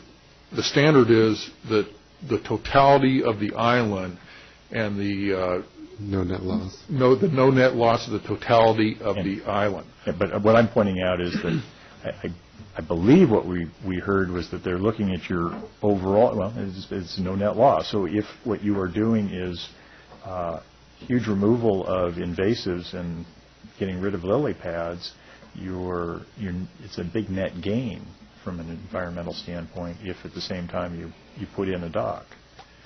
Like I say, I support this if we're going to open the floodgates to the SMP, that our citizens can have the flexibility that we're potentially going to exercise on this project. That's an easy one for me. But I don't think, I don't want to put words in your mouth. I don't think you're going in that direction. I don't know if the council wants to go in that direction. To what Councilmember Grouse said, I think it's bad policy not to respect what's good for the goose is good for the gander type thing. Goose being citizen, gander being... I understand. Okay. All right, Debbie. In principle, I support applying for the grant based on the conditions that I understand exist. In other words, there's still a whole design process. There's a standards process. There's a bidding process and the like. But I also very much respect Councilmember Ciro's point, and that is I don't think in principle the city should be building anything that does not pass same standard and policy guidelines that we're expecting our residents to abide by. If I understand correctly, we're saying that this is something that will probably have to sort itself out even potentially at the state level. Yes. So we have the chance to raise this issue in a constructive fashion, have them sort it out, and then we can come back and look at the resolution whether or not that would allow us to continue to move forward should we be approved for those funds. Okay. In that case, I support moving forward on the basis that we have a number of important milestones still ahead, some that exist within the city and the council's domain, and some very, very important ones that will be probably handled at the state level. Right. Jane? No, answered my question. All right. Debbie made my point very well. Dan? I think Debbie's point is the right one. But you have a lot of obstacles ahead of you here. Because Mike's understanding of the Shoreline Management Act, I think, is the correct one. That the no net loss rule has nothing to do with the construction of a dock, and it doesn't tell you that you can somehow mitigate you can end up with a wider dock or a longer dock or different construction materials if you take out some lily pads somewhere else on the island. So I don't think that's the way the Shoreline Management Act works. And so you've got several hurdles here. One is the width, 2 is the length, 3 is the height over the water. So these are going to be huge hurdles to go over, and I think to think long and hard as to whether taking into account what Debbie has said, that there's going to have to be some negotiations ahead, but at the end of the day, you still have to end up with something that's consistent. At least I think you have to end up with something that's consistent with what the same standards we impose for private parties. And I understand the ADA aspect of this thing, but that same issue, though, people, homeowners who have disabled residents, we have to look at them as well. So it's just because it's public doesn't change the fact that someone's got a disability, they need to be accommodated. So we can go ahead with this, but what I would encourage you to do is make sure you have figured out a way to get through those hurdles before you start expending a lot of money on design costs and anything like that. Donna? I too just wanted to express that my feeling that I don't want to jeopardize the S&P policy for this project in particular. So if we're going to move forward with something that then undermines the shoreline management project, then I don't think it's a good idea. I think this is just a first step in exploring whether or not that will. And so I'm supportive of that. But again, I think that we don't want to have this project undermine the entire policy. Just a quick question for Bruce, I guess. Is there a time limit here? Are these funds available next year or the year after? Or, is there an urgency now? There is an urgency for this year. May 1st is the deadline. We have to have our resolutions in. Mm-hmm. But is there going to be funds after this? Hopefully, but you never know. Mm-hmm. Thank you. Okay. Okay, are we ready, Debbie? Just one comment that I do think is important, and I want to commend the staff for bringing the project forward. Yes, there's a lot of bureaucracy, there's some legalities and some principled concerns, but I'm taking the intent here that we want to create facilities in Luther Burbank, not only for the general population, but also for the disabled community as well. And I think this is an important, I hope, first step in our Parks Department, where we look at the facilities and the resources that we have, both for passive and active use, and take advantage of grants and some creative thinking. I think it's a really great first step, and thank you for the principled intent.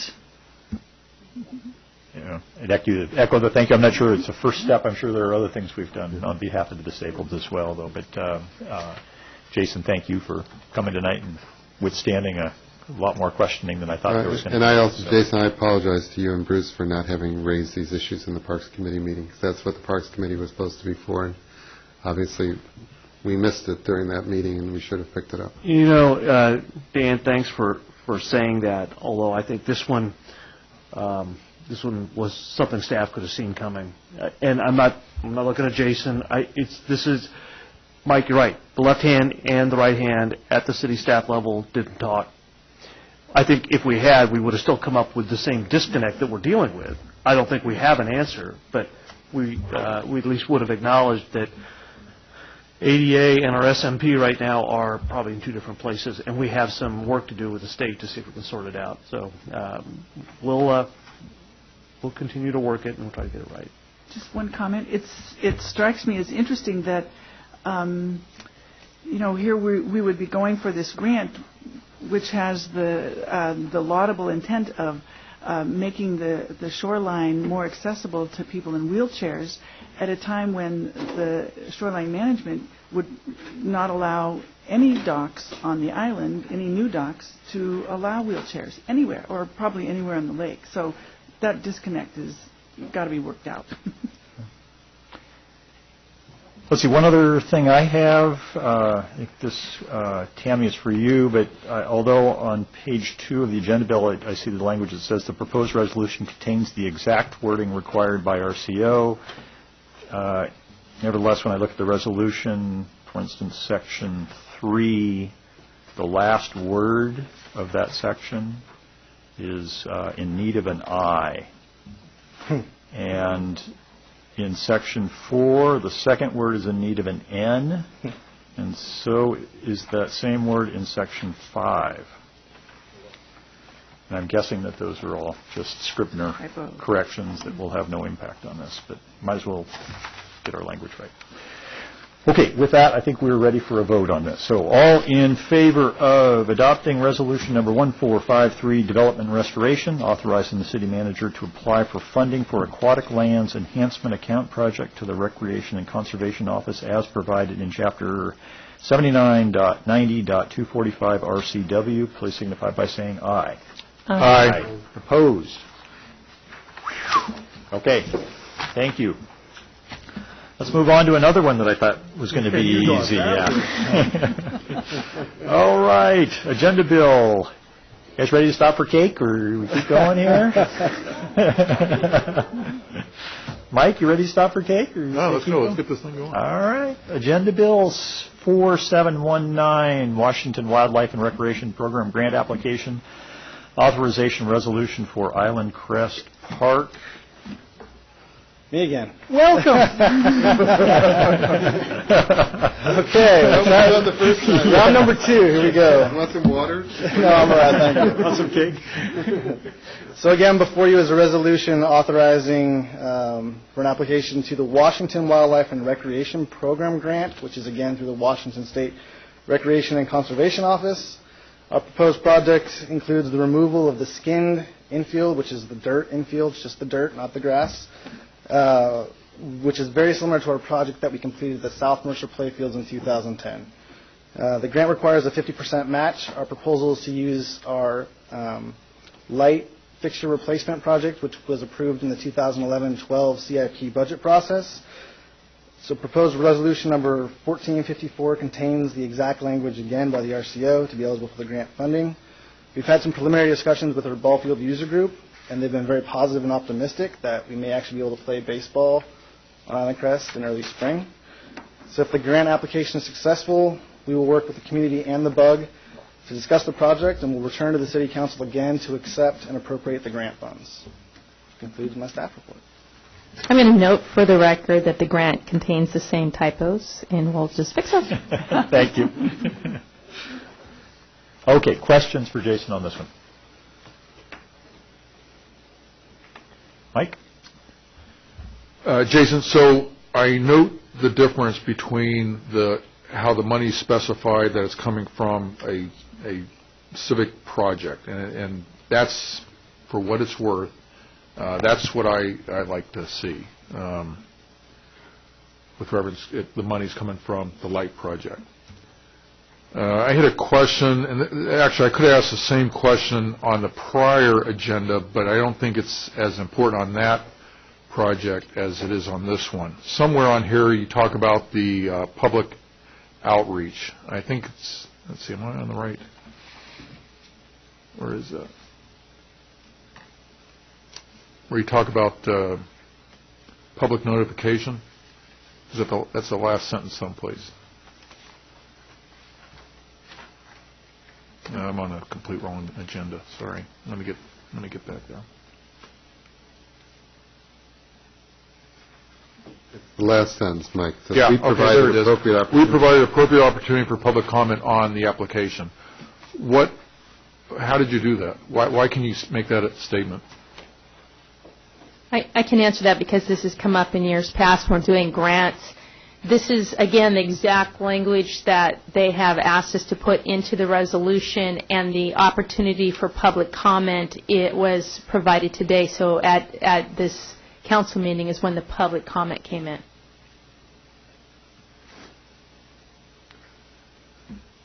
I'm not comfortable with that. Maybe by the letter of the law, but not by the spirit. And I think this is important because, although it's not specified in the agenda, Mike, I'll get to my question. Oh, okay, I was going to say you obviously have a comment, but say if you would say the comment and let's okay. Let's So on the question. Jason, what did the staff think or consider about? As you know, that area is used for dogs quite a bit, and from our experience at the South Mercer fields, whenever you put turf in, then it becomes off dog area. So what was the consideration, or how do you think the public's going to?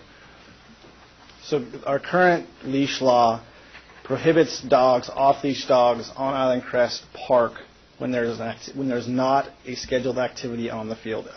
Example: baseball practice, game, football, lacrosse, what be it. Our current leash law policy does not allow off-leash dogs on school district property, which the South Mercer Playfields is school district property, so that therefore they are not allowed. It's somewhat coincidental that our only synthetic turf is at Island Crest or at South Mercer Playfields. So if we are to move forward with this project and approved and would put synthetic down, we would come back and request a policy change that would prohibit dogs on the synthetic turf, because it is detrimental to the urine and feces are detrimental to the turf and the player's experience. Okay, but I mean I can't.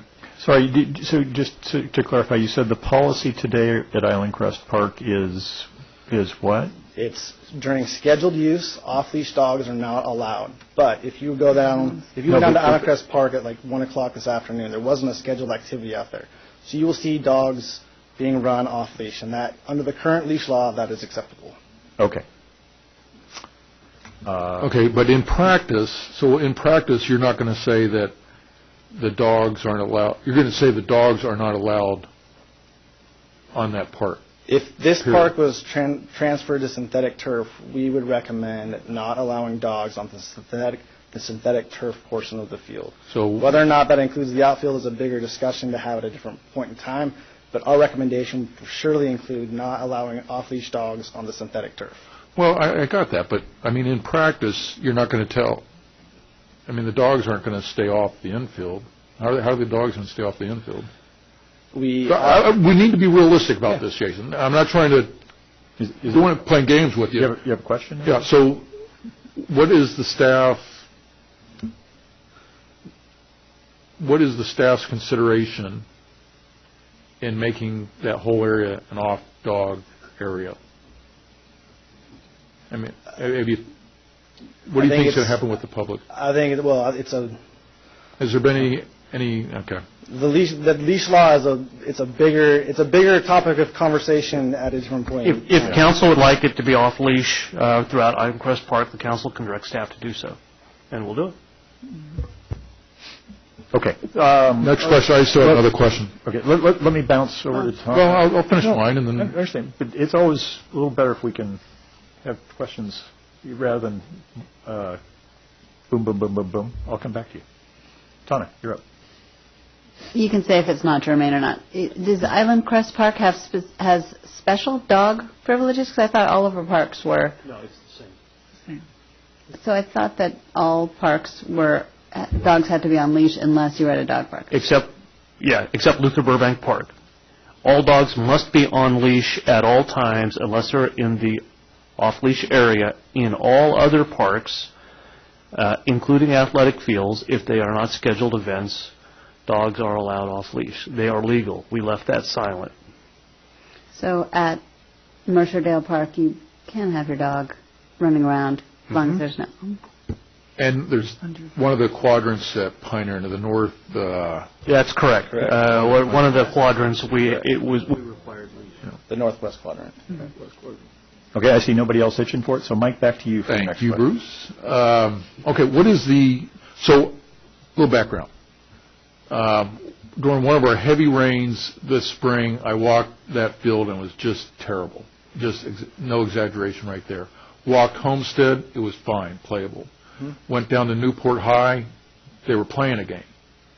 So, considering that we might get some pushback from the citizens with dogs who frequent this park, what does the bug consider, or that's not the question. The question is, how much more would it cost to put the right drainage in, a la Homestead, a la Newport ball fields, so that we can play during the early spring? Because I know we can do that. I mean, we have the technology, because I've seen it at Homestead, I've seen it at Newport.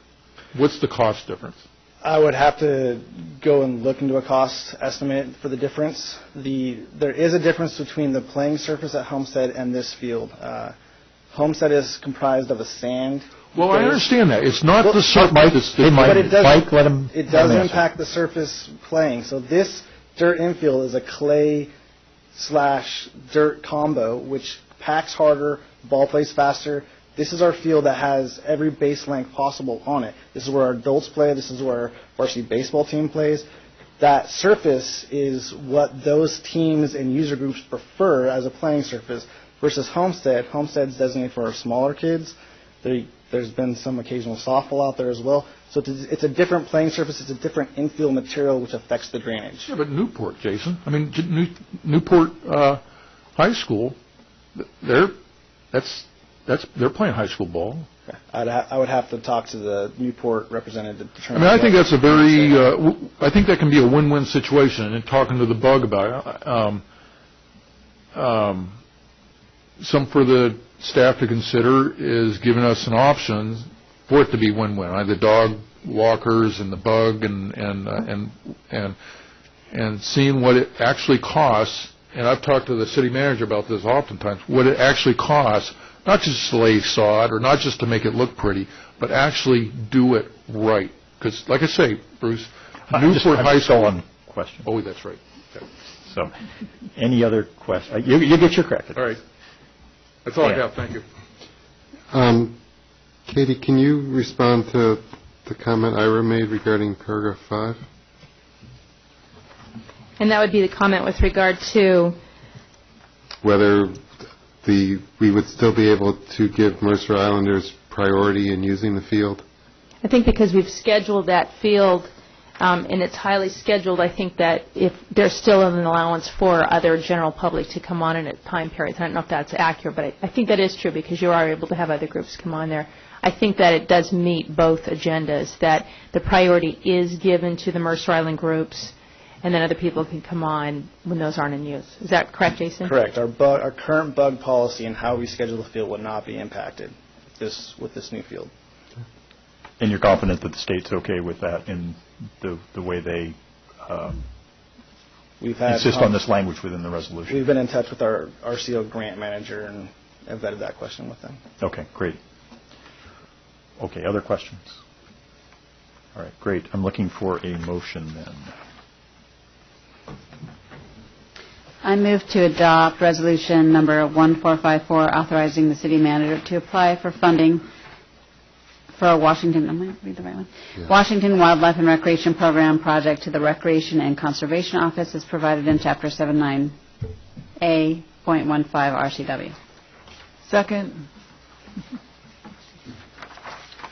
Tammy, you got one of those, right? Pretty much a tie. Okay.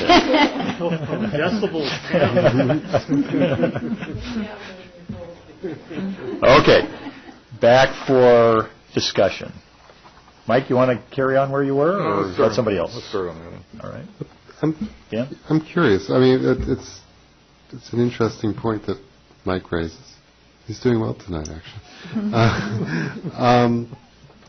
Is there, if you wanted to apply for a grant for a natural grass field just to put one in with the proper drainage. Is that an eligible grant as well?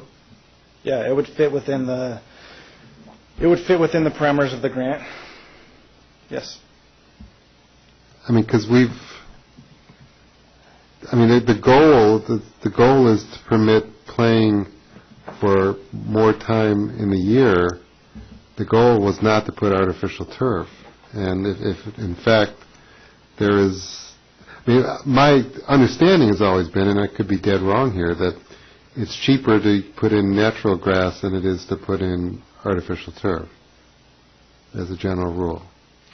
Just to be clear, I think we're talking about dirt versus artificial turf here, because we're talking about the infield. Yeah. Well, the infield's still grass. No, the infield's dirt. No. Look at the picture. Yeah, it's all dirt. It's all dirt. But the point is still, or the question is still a valid one. When you put in an infield, you're putting in a combination of soils and sands and drainage below it. It just doesn't have grass growing up in it. But there's a technology for doing these things, and I think, Dan, your question is, which technology, when you do sort of the life cycle, is economically the better deal? And I don't know. These guys are the experts on that kind of thing. I've shared my biases. Well, we don't have here tonight with us some of the field users, Brian Emanuels and others who have been big advocates for this. But if I channeled them for a moment, I'm sure that Brian would say we're woefully behind a lot of other communities in not going to turf on these fields. But he ought to speak for himself. But the infield would be no. I mean, it would just be. It would be a dirt surface, basically, the infield. There wouldn't be. There'd be turf. The current surface is just dirt. No, I understand that. So, but it would be synthetic. If you put in a natural grass, mm-hmm. It would still be grass. It wouldn't be dirt then. You would still have. You'd have to. Look at Safeco Field. You would have a grass interior, exactly. And you would still have a dirt. Of course. Base path area. Those areas would still be subject to rain and build up, but it's in a far smaller area.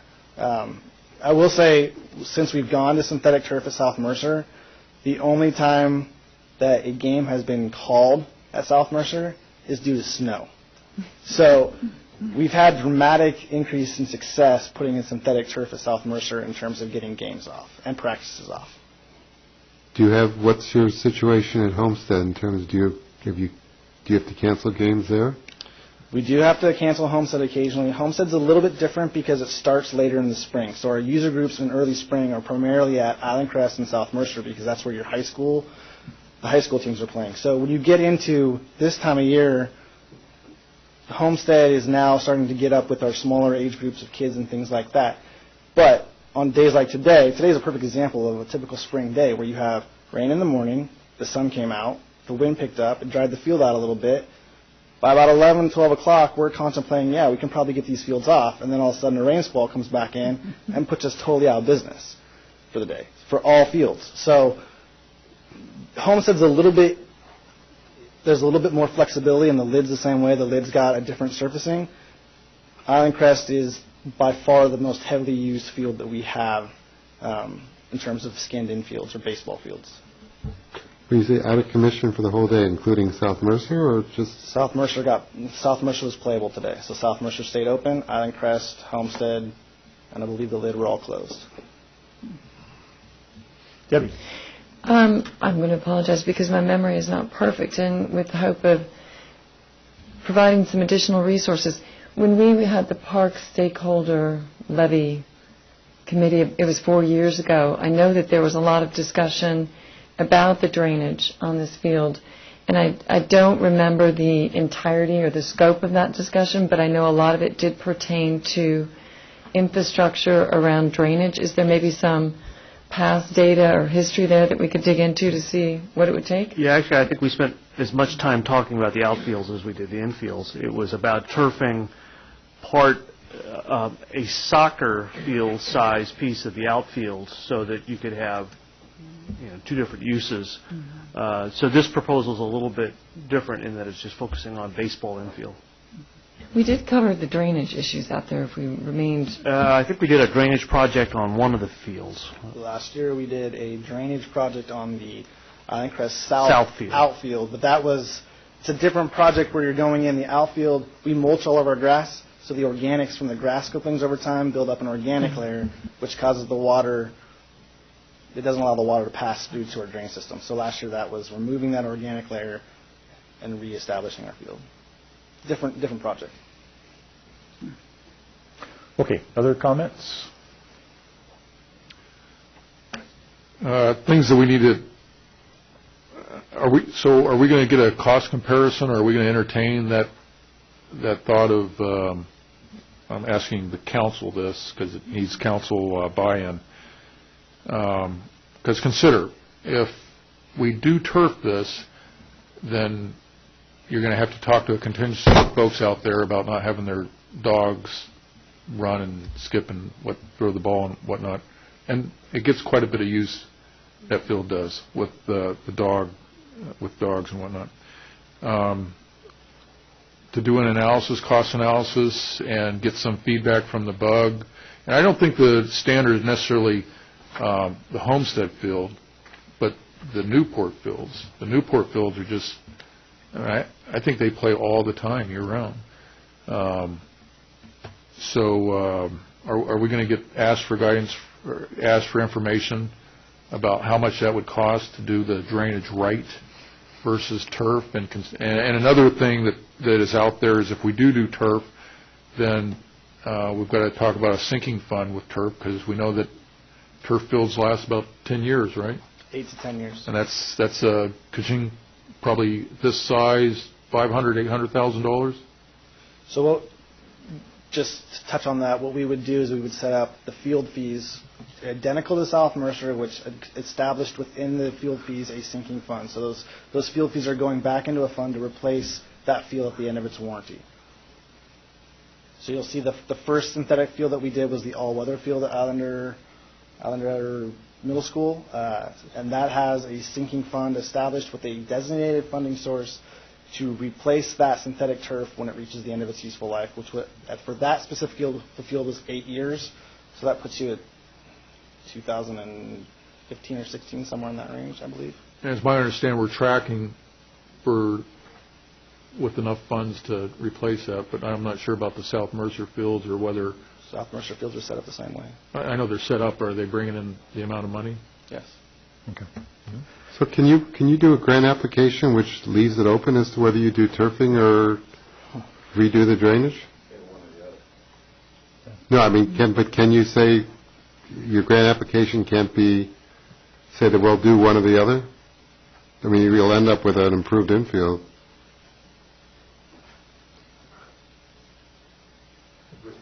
Parks and Recreation. In my experience, when you go in front of the board, and if you're not dead right specific when you're doing your grant, you get down scored and you don't get the grant. So you have to know what you're going into, and you have to put your grant application in way before the time that you do the presentation.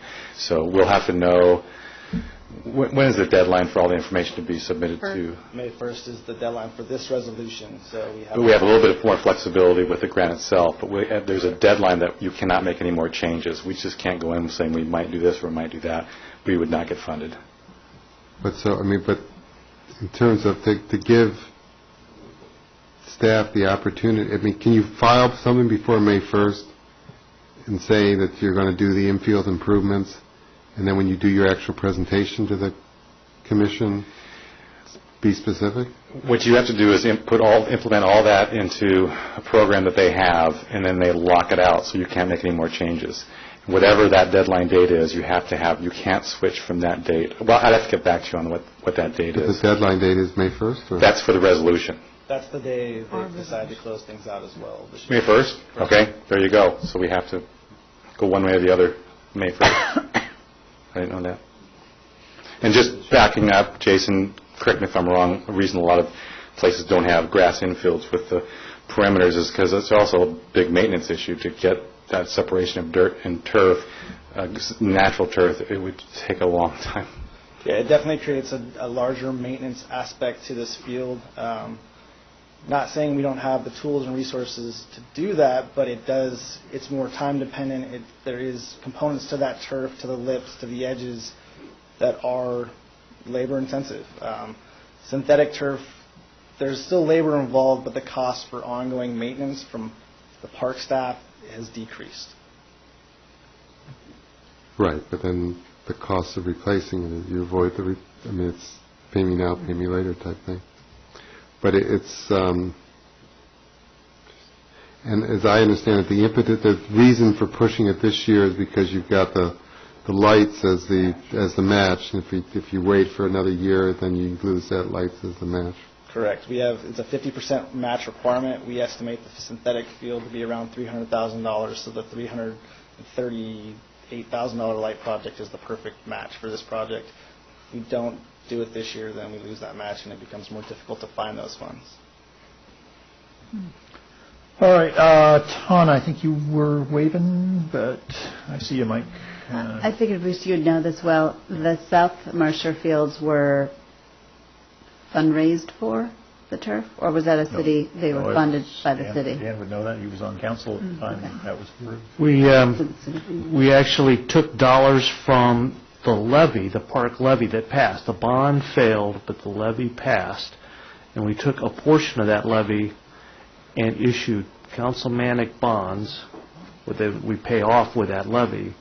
And I think we generated about $1 million worth of capital improvements down there, including. Hey, don't say capital improvements. Say it was maintenance, operation maintenance. No, capital improvements.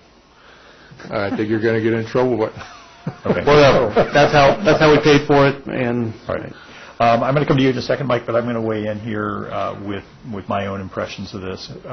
First of all, I know we've been hearing for years from users of this field that there are issues here, and our baseball folks use this field heavily. We heard last year about an effort from some citizens to fundraise enough to achieve this turf infield. And so we know that there's interest out there in a big way. So I am supportive of going forward with this. I think it's a clever way to try and leverage our monies and essentially double our money by doing this. So I think that's a great thing. From the standpoint, Mike, of the dog users, I think you raise a good point, and I want to have facility for everybody. But if you were to look at this top view of this, you'd see that this infield represents quite a small fraction of the total space that's available out there. If the owner of the dog wants the dog on dirt, there's another field just to the south of this that's identical to this. And the outfield space and the soccer field space make up a much larger portion of the total space than this particular infield. So I think I'd be very comfortable signing this with something to the effect of keep your dog off the turf, but everywhere else they can be, and I don't think we would have inconvenienced anybody to any great degree. At the same time, that we would have given great benefit to those who are looking for improved playability of this field. I don't know the story with Newport. I'd certainly be curious to hear it, but I think you're operating against a deadline here to get this grant application in, and I'd say that it ought to go in with its strongest chance of success and in a manner that suits what we've heard for a long time from the users of this field is the desired outcome. So I'm supportive of this, and I hope other council members will be too. And so I'll get off my soapbox now, and Mike. All good points, Mr. Mayor. Mr. City Manager, I was truly uncomfortable with our outreach on this, especially since I'm not, what it says right here, I don't have to repeat it, but what is the additional outreach that we're going to do, especially since we may have and I might just, there might not be a reason to be concerned about this with the dog owners, but there is another group right here that may have other interests. So what is the outreach that we're going to do with them? Well, I think I'll let the park staff answer that, but we'll get the word out to the user groups for the fields, the ball field users group, and I guess we try to get the word out to the dog, the maybe we need to put a sign up there at the park, and anybody that's walking a dog will get a chance to see it. Yeah, I think we post on the website. I mean, it's pretty simple stuff. Back in the council session we had at the community center when we talked about this, and Mr. Cyril, you brought that up. This is a perfect time to get the bug group out, the dog group, and just have an invitation and have a. Because remember, tonight isn't a matter of construction. Tonight is just trying to get some funding. We definitely have time on this one, and we control the getting the word out. I think we'll be fine there, and we'll make a commitment to do that. And if it's worth anything, the whole idea of doing this project started a year ago from citizens that approached the city and asked, "Can you do something about funding the infields?" So yeah, I just wanted to start. The park is a very organized group, and that's good. But the dog walkers, they're not organized at all, and I'm sure they've completely missed it, and I'm sure they're not looking at our website for a new change that's going to affect them. So if I can suggest just the normal notice that you put out right there while they're walking their dog, they're going to say, "Oh, what's this?" and take a look at it. And we'll see. Maybe there won't be any blowback. Maybe we put up something in the pet shop. Yeah. Maybe there won't be any blowback. I didn't want too much time to go past. At least note that the mayor actually used the word "doggone" in his comments about this issue. I thought that was very well just slipped in there. I don't recall that. You did. You did. You said "doggone." So I'll support this, and we'll see where it goes. All right. Other discussion? No? I was just going to say that we do have an amazing Little League and baseball program on Mercer Island, and I imagine that this room would be overflowing with supporters of this. Okay. And I do have.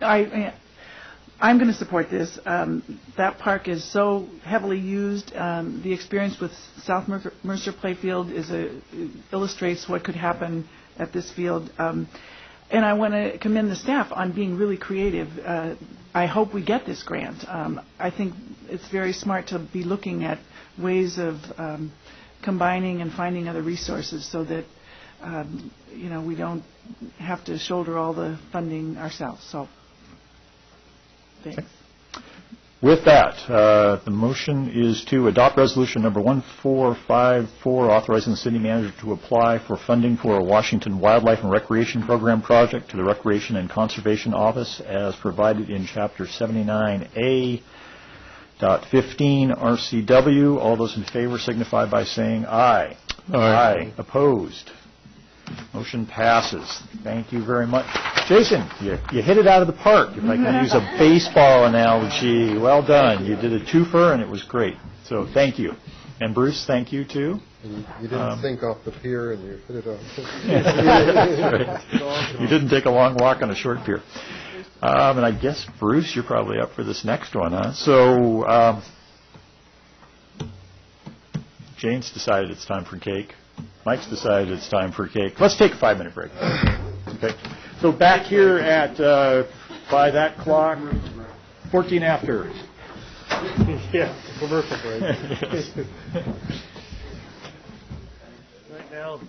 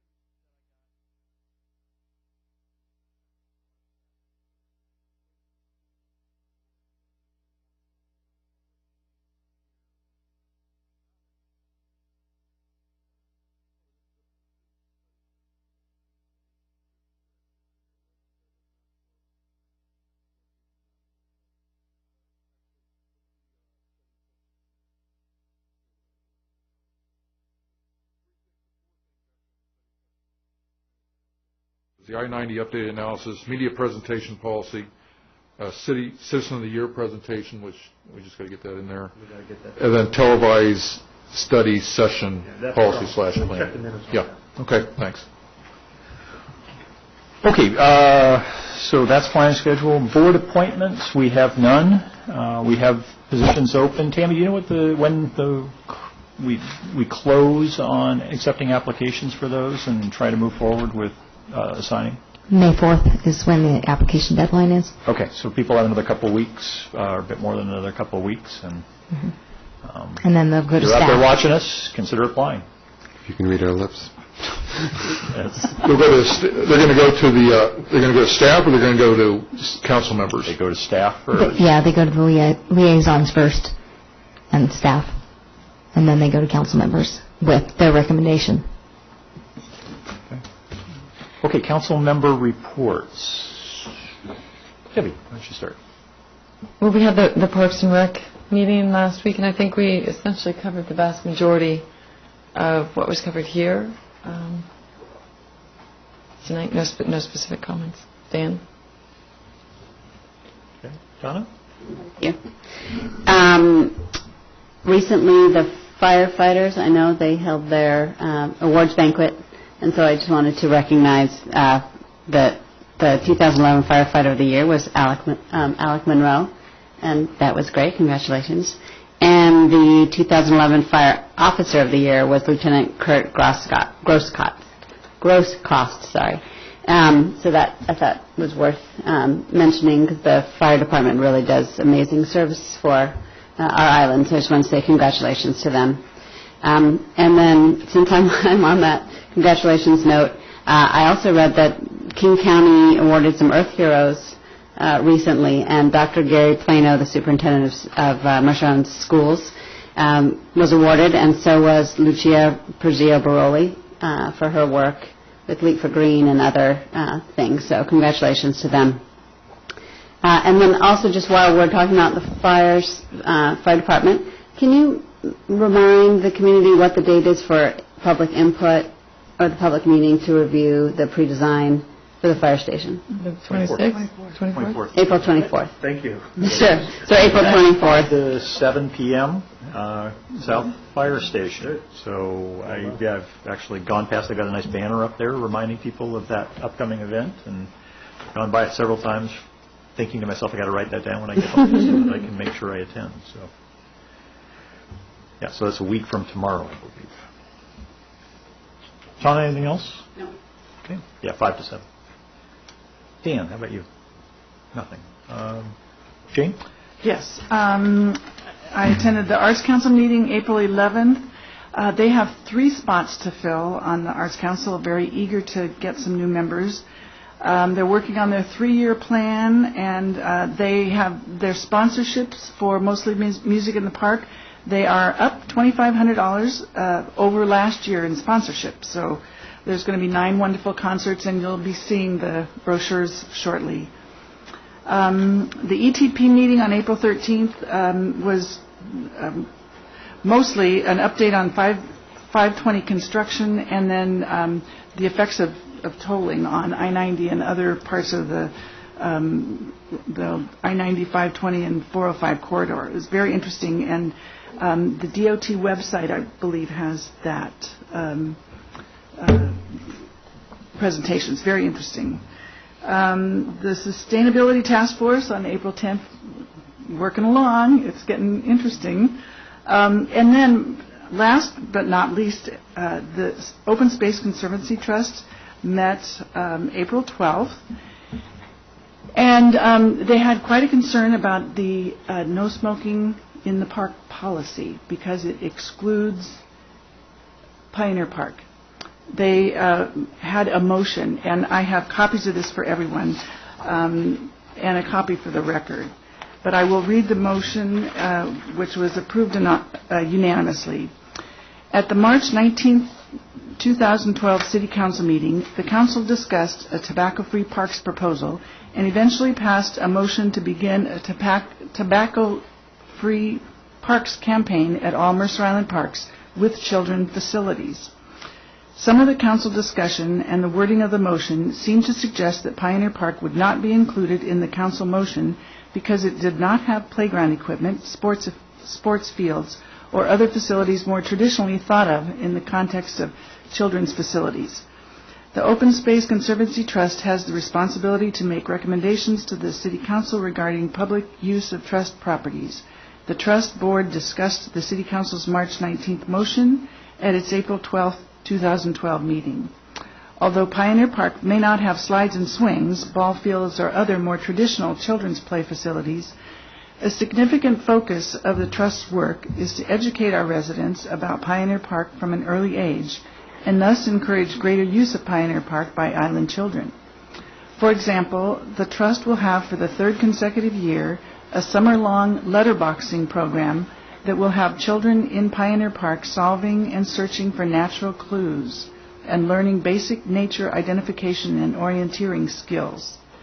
The Mercer Island Saddle Club also regularly uses Pioneer Park, and a significant part of their ridership is youth. The Trust is also engaged in efforts to coordinate with Earth Corps, the Scouts, public schools, and Sunnybeam School on activities involving children in Pioneer Park. With all due respect to the Council, the Trust believes that Pioneer Park should be included in the city's Tobacco-Free Parks campaign, like other Mercer Island parks. Not only are children's activities in Pioneer Park a significant focus of the Trust's work, but the message to our children and grandchildren that many places on the island are tobacco-free for all the reasons the Council considered, but tobacco use is okay in Pioneer Park, is inconsistent with the very important values a preserve like Pioneer Park brings to our community. Furthermore, fire risk mitigation in Pioneer Park is an issue the City Fire Chief has briefed the Trust and City staff on several occasions over the years. These considerations are true of the Engstrom Open Space as well as Pioneer Park. The Open Space Conservancy Trust Board strongly urges and recommends to the City Council that it clarify or, if necessary, reconsider its March 19, 2012 motion regarding a tobacco-free parks campaign at Mercer Island Parks so that it is clear that Pioneer Park and Engstrom Open Space are included in this program. So I'm delivering the message, and I'm not sure how the Council wants to deal with this. Perhaps at another time. Yeah, we can't deal with it now. Other than to, are we allowed to say whether there are two folks who want it to get onto work plan or not? Katie, you know the rules of. Are we? What are we allowed I think to at do? this point, why don't we just take it back because the let me try that again. The deputy mayor and the mayor can talk with the city manager with regard to that. The council members can bring it to the mayor to have it put on. There's a number of options to do that. Okay. Well, since this is a decision that has been voted on and made by the council, I think to change that vote, and we do have procedures in your rules about reconsideration of a vote, and as I recall, it takes 4 to reconsider, and 1 of the 4 needs to be from the original voting group that approved whatever is being reconsidered. Correct. So I don't know that you want to do it now, but I think if you want to move this forward for reconsideration, someone's going to need to make a motion for reconsideration. You can't do a motion for reconsideration. No. When can you do a motion for reconsideration? I'm just asking the question so I understand. It's better just to set it for. You have to set an agenda item. Correct. Okay. Yeah. Okay. Very good. Jane, anything else? Well, is staff directed to bring back an agenda item for a motion for reconsideration? Bruce and I work it out with you. Okay. Well, wait a minute. It's something we voted on it. Why do you make an agenda item for it? A vote for reconsideration is we do a vote for reconsideration, then it becomes an agenda item if you get 4 folks to vote for it. To even have figure out the where the chicken and the egg are. right, yeah, to even that's a have bit the where we're discussion, stuck. you have to set it on the agenda, because to have the discussion at this point, whether you're going to reconsider it or not, would be inappropriate because it hasn't been on the agenda. It's the motion brought forth from the Open Space Trust Board, and if that's the thing that the council wants to consider their request or the recommendation, then that's more appropriate to set as an agenda item and then go through the process from there. But the problem is that we can't very legitimately go and poll council members for their votes on this issue because we're violating the Public Meetings Act by doing that, right? Exactly. And actually what would be more appropriate is to have the Open Space Trust Board bring forth the recommendation that the council include it with in the no smoking ordinance. They have to make the recommendation. They just did. Well, but to do it in a more appropriate fashion, to set it on the agenda so that there can be more fuller discussion about it. Who makes the They decision? gave you the motion, but it wasn't. The presentation wasn't setting it on the agenda so that it can be discussed fully by the council. And whether you're going to go ahead. I'd love to have done that. Ultimately, I guess I'm at the place where I think Dan was right. I think the mayor and deputy mayor need to decide how to proceed given the board's recommendation. I mean, the liaison has communicated to the rest of the council. We have a process thing that needs to be dealt with. It needs to end up on an agenda or not. And I don't know how else to resolve that other than the leadership of the council needs to decide the process. Okay. Yeah. Thank you. I'm done. Thank you. Mike? Nope. Nothing. Okay. I have a reminder for folks that Leap for Green is this Saturday. Please come. And while you're there, please sign up for Green Power. I'll be wandering around urging people to do that. Cape and lightning bolts. Please vote. Election day, the last day to turn in your ballot is tomorrow. I spent a couple of days being very impressed by the city manager and staff's efforts to figure out who ought to be the new deputy. I'm curious whether we have any information on that you'd like to reveal at this point, but I can say that I was impressed by the process. Well, I'm glad you were. We're very close to announcing, but I can't do it right yet. Not today. Very good. Still working with people and have to respect their confidentiality until we're ready. And I, too, attended the Sustainability Policy Task Force meeting and thought it was a great meeting, and we're off to a good start with that one. So it's headed in the right direction, and I think good things will come of it. That's all I've got. If there's anything else for the good of the order, otherwise we are at 10:25 adjourned. Thank you.